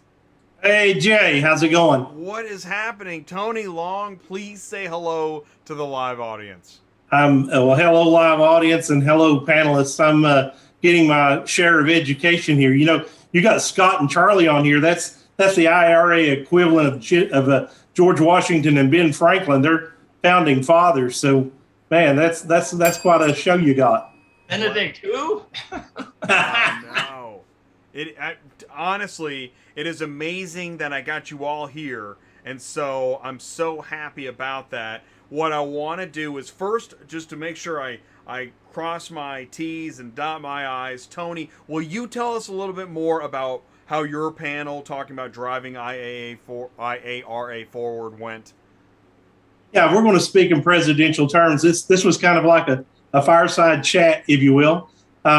Just bringing some people that maybe normally we don't highlight on stage, the worker bees, I call them, that get the job done. The committees, they're the lifeblood of IARA. They get everything done. So we pulled out Brent Garrett with the Conference and Management Committee, who actually puts together these topics. They're the guys who decide what we're going to talk about. And then we talked about with Venkat Krishnamurthy, who's our definitely everybody knows Venkat. He's CEO of AutoIMS and chairman of our technology committee. Has been very helpful for me from day one. Before I get started, I was going to say, Charlie, he don't remember this, but I remember touring the country when I was getting ready to go in as NAAA's president. And I come out west with Jimmy Compton. Charlie takes us out to dinner in his shiny new Lincoln Aviator, and which I barely got in the back seat at that time. But anyways, we barely got out. we had a good time. In the year, I think the year before that, I was pinch hitting for somebody. I went out to the IARA Roundtable in St. Petersburg, Florida. I think that was their second meeting. And Jim Moran went in as their first Circle of Excellence Award winner. That was some good memories. I went out there to moderate one of the roundtables, not knowing what the future would hold. And that here I am 8 years into a position with the IARA, and I've got to see a lot of neat things happen with the.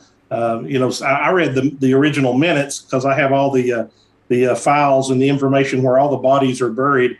And I know Scott Kolb was in on that first organizational meeting and see his name on some of that stuff. And Charlie's got a lot of fun history about some of the meetings and the luncheon meetings that inspired people for this idea. And it's really come 20 years. Wow, it's come a long way.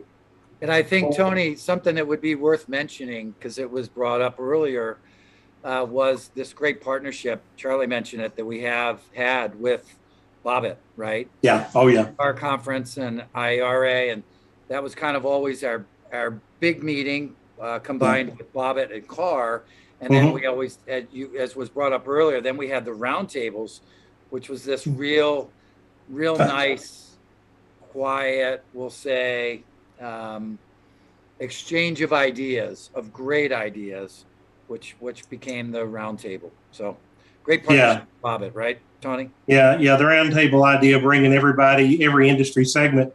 And, and of course, I come from the live auction world 20 years into that and have a lot of history there. But the IRA is all inclusive. We bring just anybody that deals with our consignors and helps move metal down the lanes and then across the internet or whatever it might be. A lot of these disruptors have done nothing but made the physical auctions better at what they do. They've shown us new ways to do it, and so we're all in there moving metal together. But it's a great organization. More about the committees that we were talking about on the panel. We had Venkat, who is one of the co-chairs of the technology committee. We had John Mathewitz, who's also another co-chair, that's joined with Paul Seeger to lead this e-vehicle initiative that seems to be the topic at every conference you go to, every article you read, you see more and more about that. It's going to cause a whole new set of issues, challenges, things that we have to work to set standards and best practices. I'm glad Charlie mentioned Auction Academy. Our car certification program, all of their graduates come out car certified thanks to the efforts of Charlie and Pierre and Penny, all the people that work out there with that group. There's other companies like GM Financial and Hertz lately has been doing a lot of this, but we're the part of the training culture for a lot of these large corporations now, and have really become the gold standard for remarketing certifications. So we're really glad about that. Brent was on that panel that I moderated, and he gave us a lot of insight. He's very proud of that. I remember Brent's the company he worked for, Car Lots, just went public this past year, and I remember the phone call.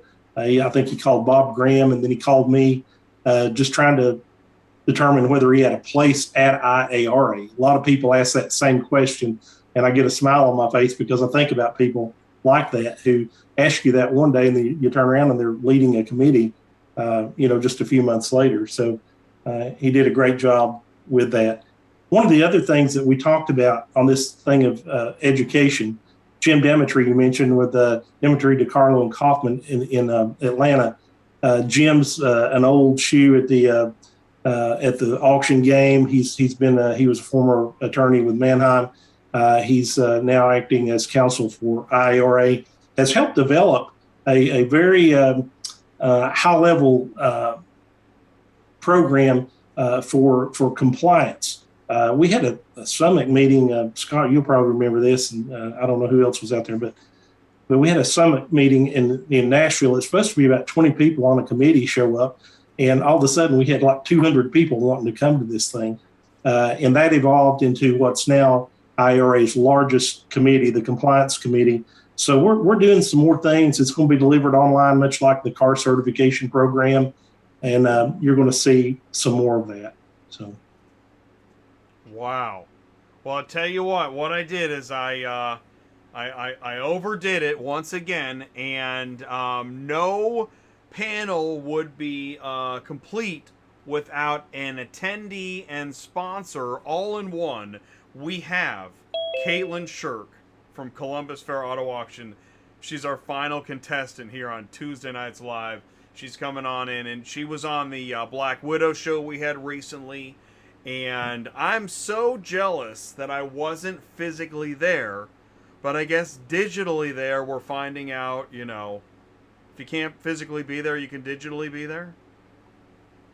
Is that, I think she picked up a nickname at the conference. I'm not going to go there. I'm not going to go there. I'll let Kaetlin do that. Oh, that'd be great. So she's okay. So and by the way, I want to thank everybody for saying hello in the live chat. Always interesting to see the live chat. Here is Kaetlin Sherk. Kaetlin, please say hello. She's on courtesy mute.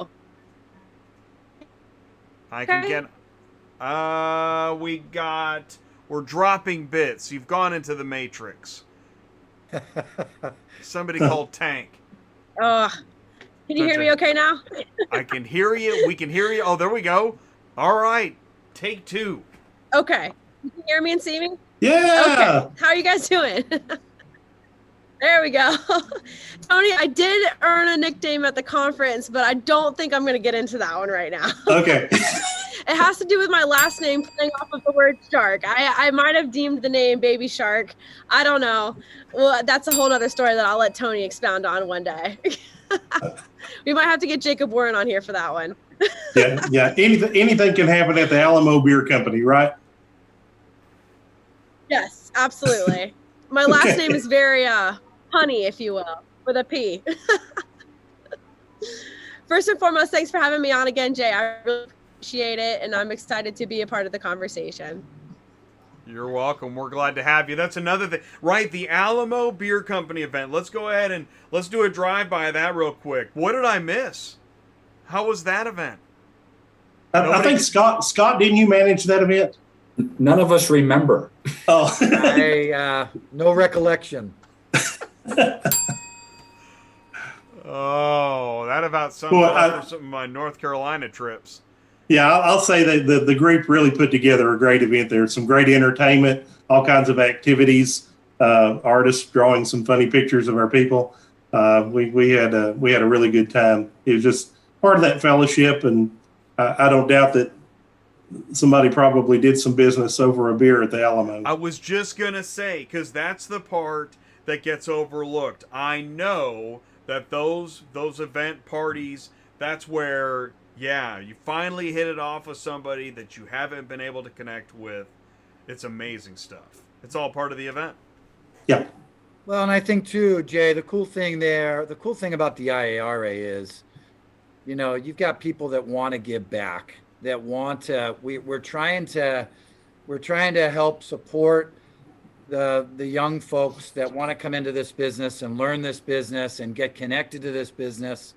And I think that's one of the beauties of what the IARA has always been about, notwithstanding all the other great conferences that we have in the industry, but specifically the IARA, that, and then making sure we have all the stakeholders in some of these conversations, making certain that well represented from all sides of the industry. Those are some of the key differentiators, I think, that have really provided the success for IARA over these 20 years. Kaetlin, you've got 4 moderators and friends and family in front of you. Is there any questions top of mind that you can think of that you'd want to ask, since we're here, we're live, and I'm putting you on the spot? You are putting me on the spot, but I'm okay with it. You know, I think, you know, you mentioned bringing in a new generation of, you know, people coming into the industry.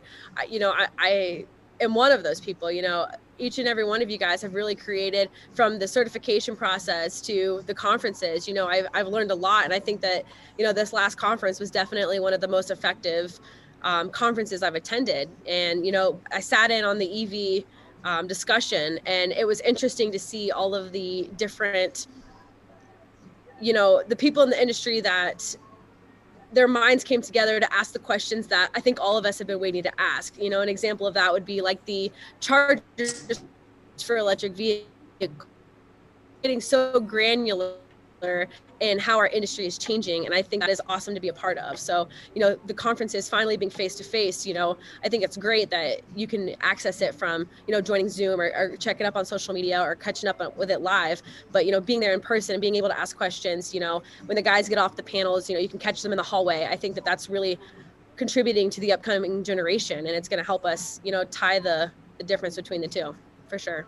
So, questions off the top of my head, not really. No, but that was good. That was really good because you kind of rode with it. And so I've got a follow-up, and that is that talking about next generation, and we know that where physical meets digital on the hybrid model, how can we better use social media for Summer Roundtable 2022? And I ask you because I know you use social media, we use social media, so what can we do?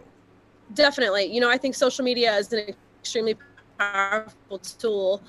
I think that it allows you to reach the people that, either your clients, your customers, your industry friends, you know, the people that maybe don't have the time during their busy work days, but it allows you to, you know, contact them at a time that's most convenient for them. So whether it's, you know, sitting on the back porch while you're cooking barbecue and hanging out with your kids, or if it's a time when you're listening to a podcast on your drive home, I think that social media gives you the power to reach people at the time that they choose to be reached, right? So I think that, you know, anytime we can go live, anytime we can do some panel discussions afterwards or interviews, you know, pictures, I think that it's definitely extremely useful to the industry today because not everybody could make it, or, you know, with COVID, I think that it would help us, you know, bring everybody together for sure.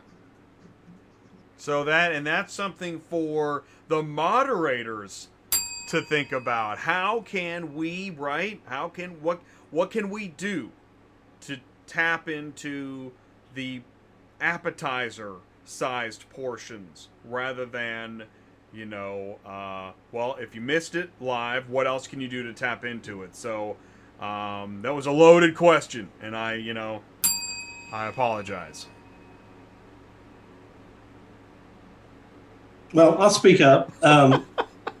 Two of the most active committees and newer committees that we have actually weren't here when I came on board. But we developed a marketing committee and a social media committee. Katie Polk and Vic Kuzminko have been doing a great job with social media. We've had exponential growth in that each month. It's gone up each month as we tag and post and do whatever you got to do to get that brand out there to everybody. Kim Glasscock, who's our events coordinator, is one of the co-chairs of the marketing committee. These guys are all meeting together. We found out our committees sometimes do a lot better meeting together than they do apart. So we've got some things working in that regard. We hosted several successful. We had some free webinars, and then we had some full-scale actual virtual event to take the place of the roundtable that we missed last year because of COVID. But you know, we had a tremendous turnout. Actually, you can't really compare oranges and apples, I guess, with attendance, but it would have been an attendance record breaker if we were just talking about how many people signed up for that virtual event. One thing it proved to us is that people are hungry and want that connectivity, regardless of what's going on, regardless of what they have to do that. You know, our brothers across the aisle in the auction industry and our dealers as well had to turn on a dime. They couldn't go to the lanes and bid all of a sudden. There was a time in all of this where your only choice was to do it digitally. And people who didn't know how to do that learned how to do it. They did whatever they had to do to make a living. So, yeah, one thing I'll say that there's going to be some carryover from this social media and from the online digital world that we really ramped up during this past 18 months. And I can guarantee you we'll carry some of that over, whether we need it or not. We'll keep it on hand. You know, I actually just saw a week or two ago a car hauler using TikTok in a meaningful way with tons of views. And I got to tell you, my first thought was, man, I got to get Ty on this. I don't know what we can do, but it's a real eye opener. And yeah, you're right. That March event that was a great event. You know, and again, nothing replaces that face-to-face interaction. We talked about deals being made at the reception of the evening events. You can see people talking business. Kaetlin, we had exchanged a lot of emails back and forth, but I think that was the first time we'd actually met face to face, right? I think it was as well. Yes. Yeah. And so it was nice to be able to jab a little fun at each other at this event and get to know each other. And so, there's a lot of people like that. And, she's up there at a very first class auction up in Ohio. And, when we see young people come on board like her with all the energy that they bring to the table and new ideas, that's our future. I mean, we're dependent on Kaetlin and people like her to come in here and take up the charge. Tony, that means a lot, seriously, and I think that my heart is always going to be with, I really enjoy the brick and mortar auction, right? So I love the shaking hands in the lanes. I love the cars coming through. I love the crowds. I love everything that sale day encompasses with becoming a show.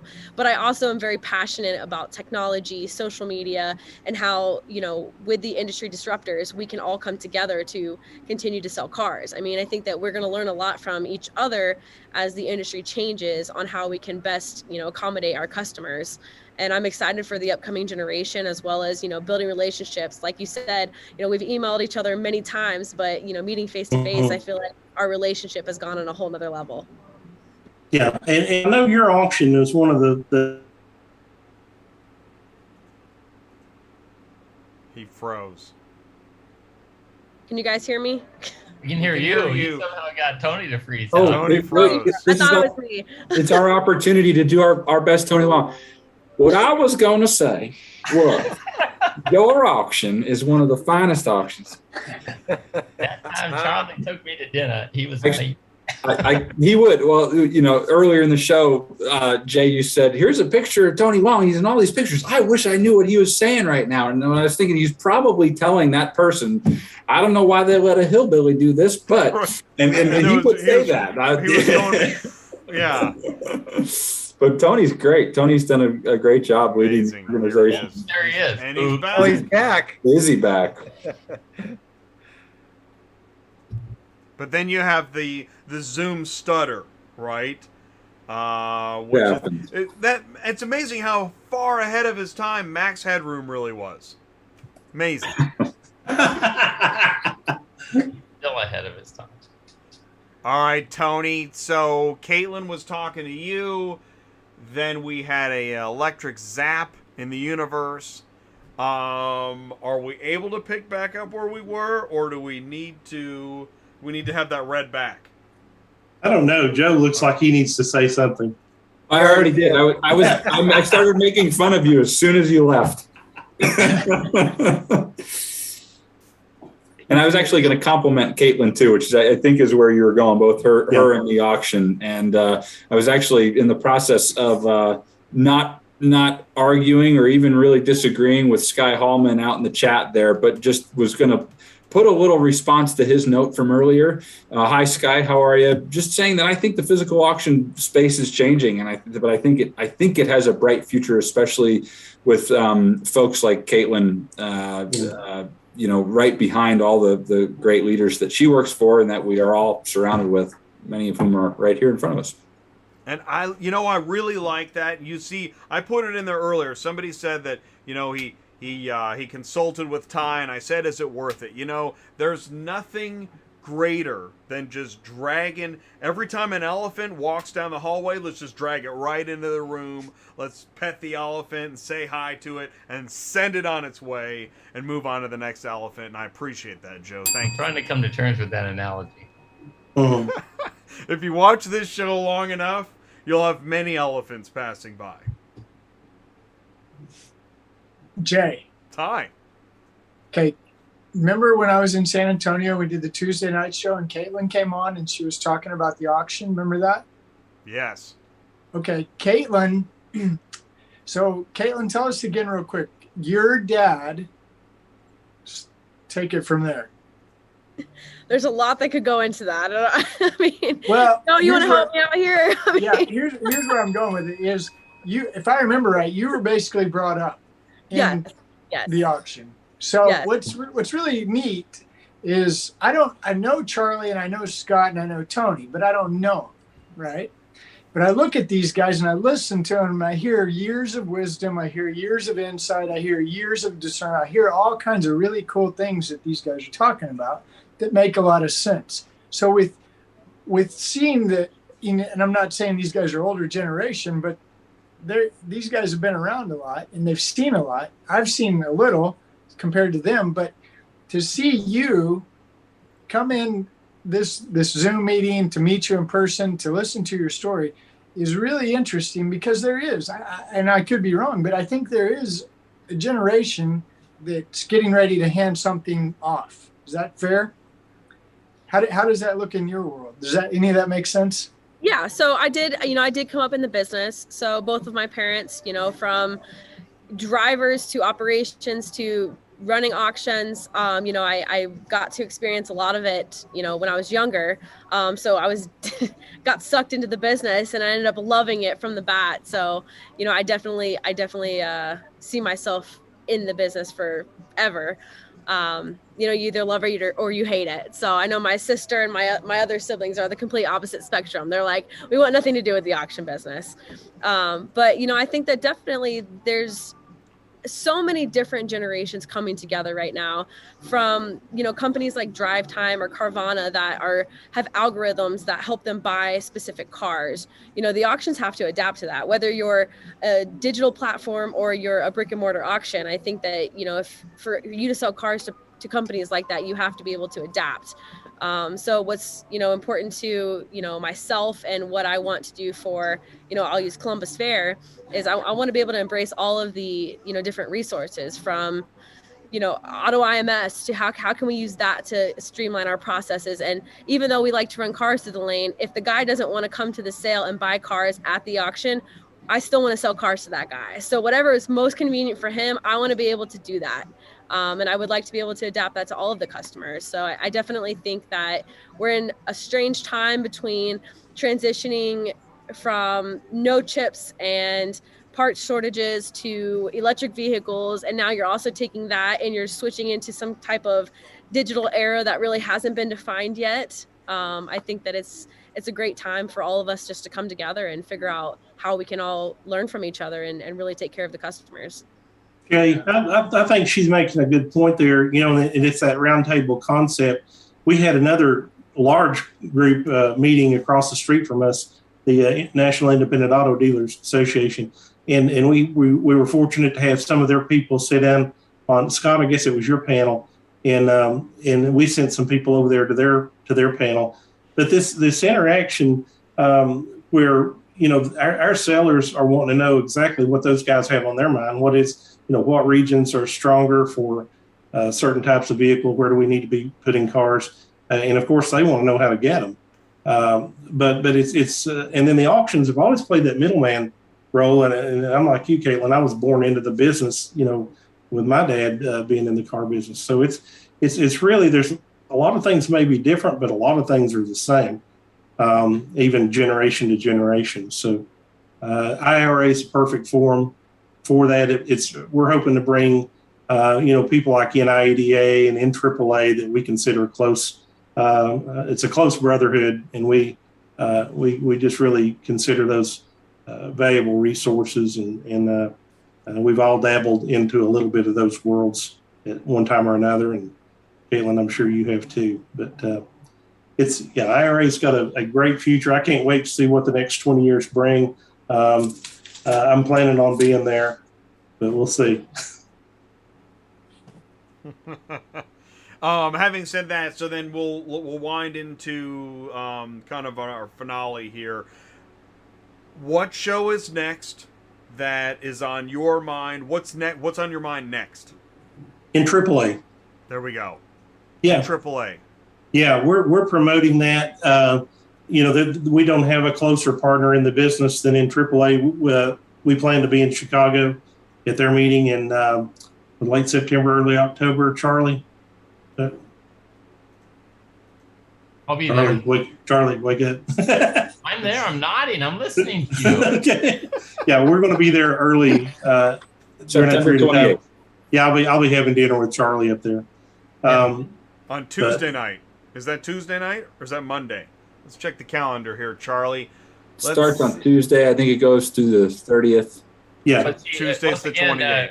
Yeah. Auction Academy, we'll get there Monday, and we'll hit the ground running Tuesday morning, and we'll actually be doing some auction tours in the area. Again, part of the curriculum is always to visit the different auctions, and because you always pick up something, whether it has to do with the layout, the physicality, or operationally, when you visit the different auctions. It's so hard to describe in a classroom. It's so educational.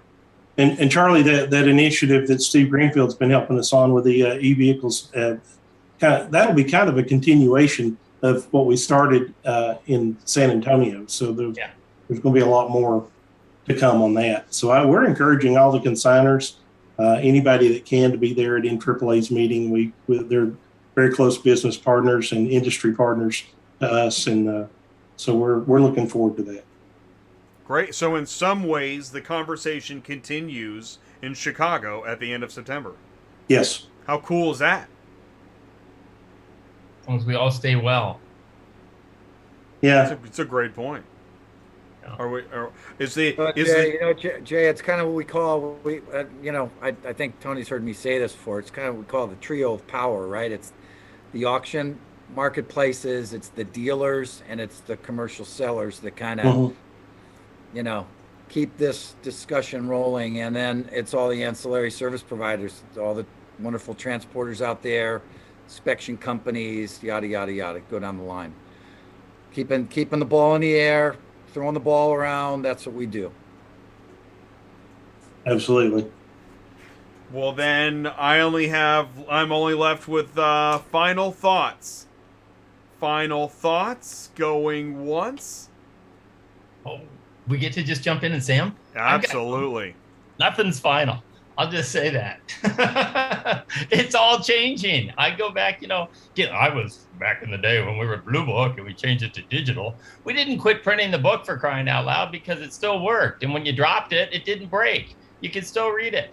So, things are changing, but they got to change on everyone's term. And, a couple auctions had to go all digital for state or local laws and rules, and maybe suffered a little bit from that, and others, became adaptable. The other thing too, just a quick comment about dealers, about auctions. These are run by entrepreneurs. Nobody can just say, oh, the dealer business is going to go, the auction business. It's like, oh, for crying out loud, because they're smart and they're adaptable in Columbus, Ohio, and they'll do what they need to do to take care of their customers. And the dealers, the same thing in their local market. So to treat it as a holistic is wrong. It's a wrong way to look at it. Yeah, and I would add, I'm a professional auctioneer, so hey man, auctions are great in good times and they're really good in bad times. And as long as we can create a sense of urgency and emotion and a call to action, whether in lane or online, auction markets work. Jay, I would only add that if you want to be a part of the conversation, if you want to get active on a committee, go to IARA.biz. That's IARA.biz. And there you can see a tab for committees. There's a link that will let you tell us that you're interested in serving on a committee, and also opportunities to join the association. Also, a tab there to become CAR certified. You've heard a lot about a lot of the people here on this panel that are CAR certified. So we welcome you to be a part of IARA. Thanks, Jay, for what you and Ty have done and covering our events, and we appreciate all the great work that you're doing to keep the conversation alive. Thank you very much for that. I just put the link in the live chat. I also put the NAAA link. And yes, there are costs to conferences, which is why also I think that it's beneficial to try and, bring information. If you can't make it to the conference, that you can get some information on social media. And Tony, we're super pleased to be a part. We got to talk to you at Car Conference. We've been working hard to follow through, and actually it's all exceeded my expectations. So thank you so much for most welcome. Hey, Jay. Yeah.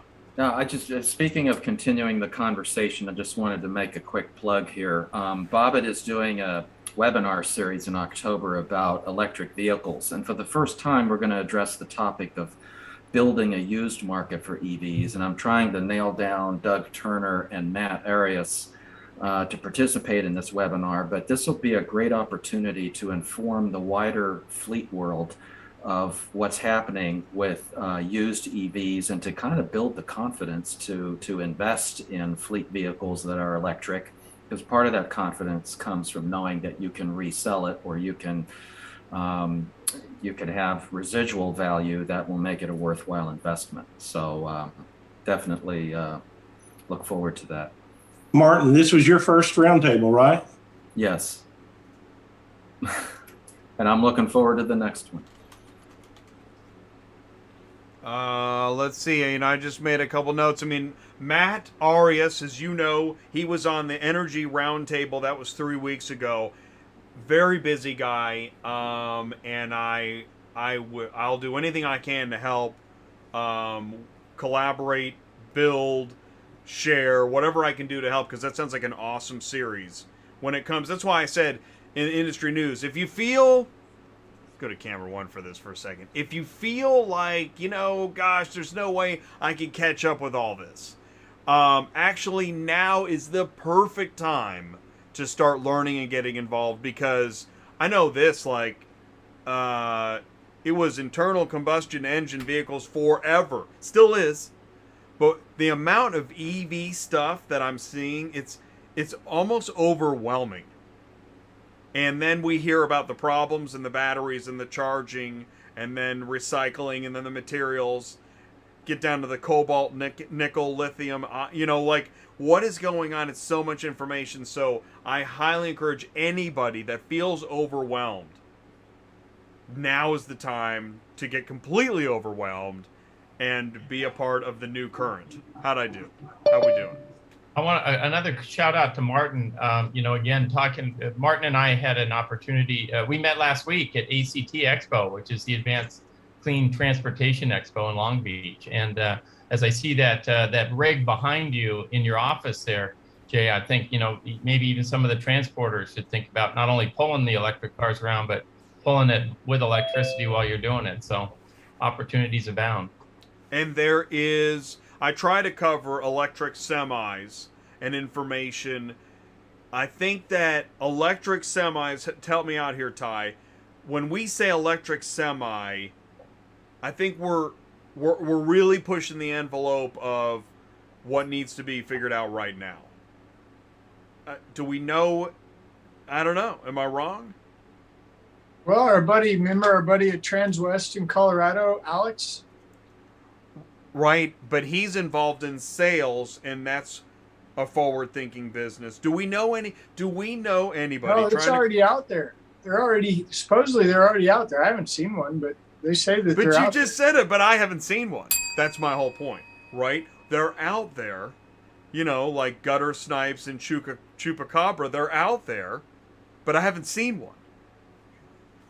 Maybe the Federal Motor Carrier Safety Administration might have something to do with that. Anybody else with a final thought? We're killing it. This is crushing time. No? Yeah. Kaetlin, let us know when one of those runs through your lane up in Columbus. You got it. Yeah. Yeah. I'm sure it'll be posted on social media for everybody. So. We'll see Exactly. All right, well, let us know how we can help and collaborate. Everybody, I owe you a debt of gratitude thank you so much for joining us tonight. This is an amazing way to celebrate a Tuesday night. Thank you so much. Jay, I want to thank all these guests too. They've all been great partners with IARA over the years. You've assembled an all-star cast. Incredible. That was good. Yeah. Good job. Thank you, everybody. Thank you. Thanks for having us. Thanks, guys. Good night. Thanks for having lunch with me, Ty and team.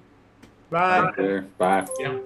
Okay, and the meeting is over. Boom, that's it. Camera one, go to the live chat, cue the elephants. I certainly want to thank you. Thanks everybody for sticking around. You're really drinking from the fire hose when you watch Auto Transport Intel Tuesday nights live. The other shows, they're more, contained. DOT compliance, we pretty much stick to DOT and IRP and IFTA and ELD and FMCSA and all, weight ratings and equipment. Still a lot, but at least you got your vertical contained. Dispatching live on Thursdays. It's pretty much load boards and dispatching and carriers and brokers and problems and issues and verification of loads. There's a lot there, but it's still pretty contained to load board loads. And then on Fridays, we start to open it up again on how do you connect dealers, auctions, and carriers? Why would you even do that kind of thing? If people do connect, what do they say? Oh gosh, and all this stuff. And no, here's what you say. Here's what's going on. Here's what's going on with the dealer. And here's what's going on with the carrier. And here's what's going on. We're at the auction. And then Tuesday nights, we blow it up again, and then we rinse and repeat. So I really appreciate your patience and your, yes, Wendy, thank you. Thank you, Wendy. Thank you, Silvermint. Thank you, Sky Hallman. And thank you for helping to drag the elephants out into the room, whether it's rates or lanes or, we went back to, somebody said transportation sucks. And we'll be trying to cover all that. So thank you so much. I really want to thank the IARA as a whole, but then individually, thank you, Joe Miller. Thank you, Scott Kolb. Thank you, Charlie Vogelheim. Thank you, Tony Long. Thank you, Kaetlin Sherk, for joining us tonight in the live chat, in the Zoom room. Thank you, Ty Thompson. And I also, of course, I want to thank SuperFlo Systems and ViLOG Virtual Asset Tracking. Thank you, Murphy Auto Transport, AutoIMS, and thank you, Black Widow. And thank you for those that gave me a super chat tonight and rang the cowbell. I really do appreciate that. Thank you so much. And everybody that tunes in the ATI core, and folks that are, if you're growing your business, if you're facing a challenge, if you're just overwhelmed. Truth, we're probably not going to talk about straps and fuel for 2 hours. I don't even know if anybody can in a meaningful way. But what we're looking for is, since this is such a giant industry, from automaker to final salvage, last gasp of the vehicle, and the whole cycle, and all the people that touched it, the dealers, the carriers, the automakers, the services, and all the folks in between that deal with logistics. This is an open forum. I really do appreciate you for tuning in and sharing the good news of Auto Transport Intel. This channel is growing. Thank you so much. I'm so excited to say that is the case. It's 4 years later. And with all the changes happening and what's happening on social media, wow, I'm so excited about what's happening next. So thank you so much. I will be out of the studio next Tuesday night. What we're going to do is we're going to take another look at this. Will be kind of Jay's. Well, I do a lot of talking anyways, but I guess I'm going to be the guest and the host, and I'm going to interview in the mirror. I don't know. But what I'm talking about is the industry as a state as a whole and all the things I've gathered, and I'll keep it short. I'll sure try. So we won't have all the rigmarole and the usual. So, do this. Here's my point. If you make it for Tuesday night and it seems like a long 2-hour crazy marathon, enjoy it, because we can't always do that. There's, logistically, we can't always do it. And hopefully that, we all get to make it to the next show. And the next show, we never know exactly what will happen tomorrow. So we've got to enjoy today, even if it is challenging. And that's the final note. So guys, thank you so much for joining me tonight. Please stay safe. Have a better tomorrow. And we'll see you soon. Peace out, everybody. Here comes the car hauler.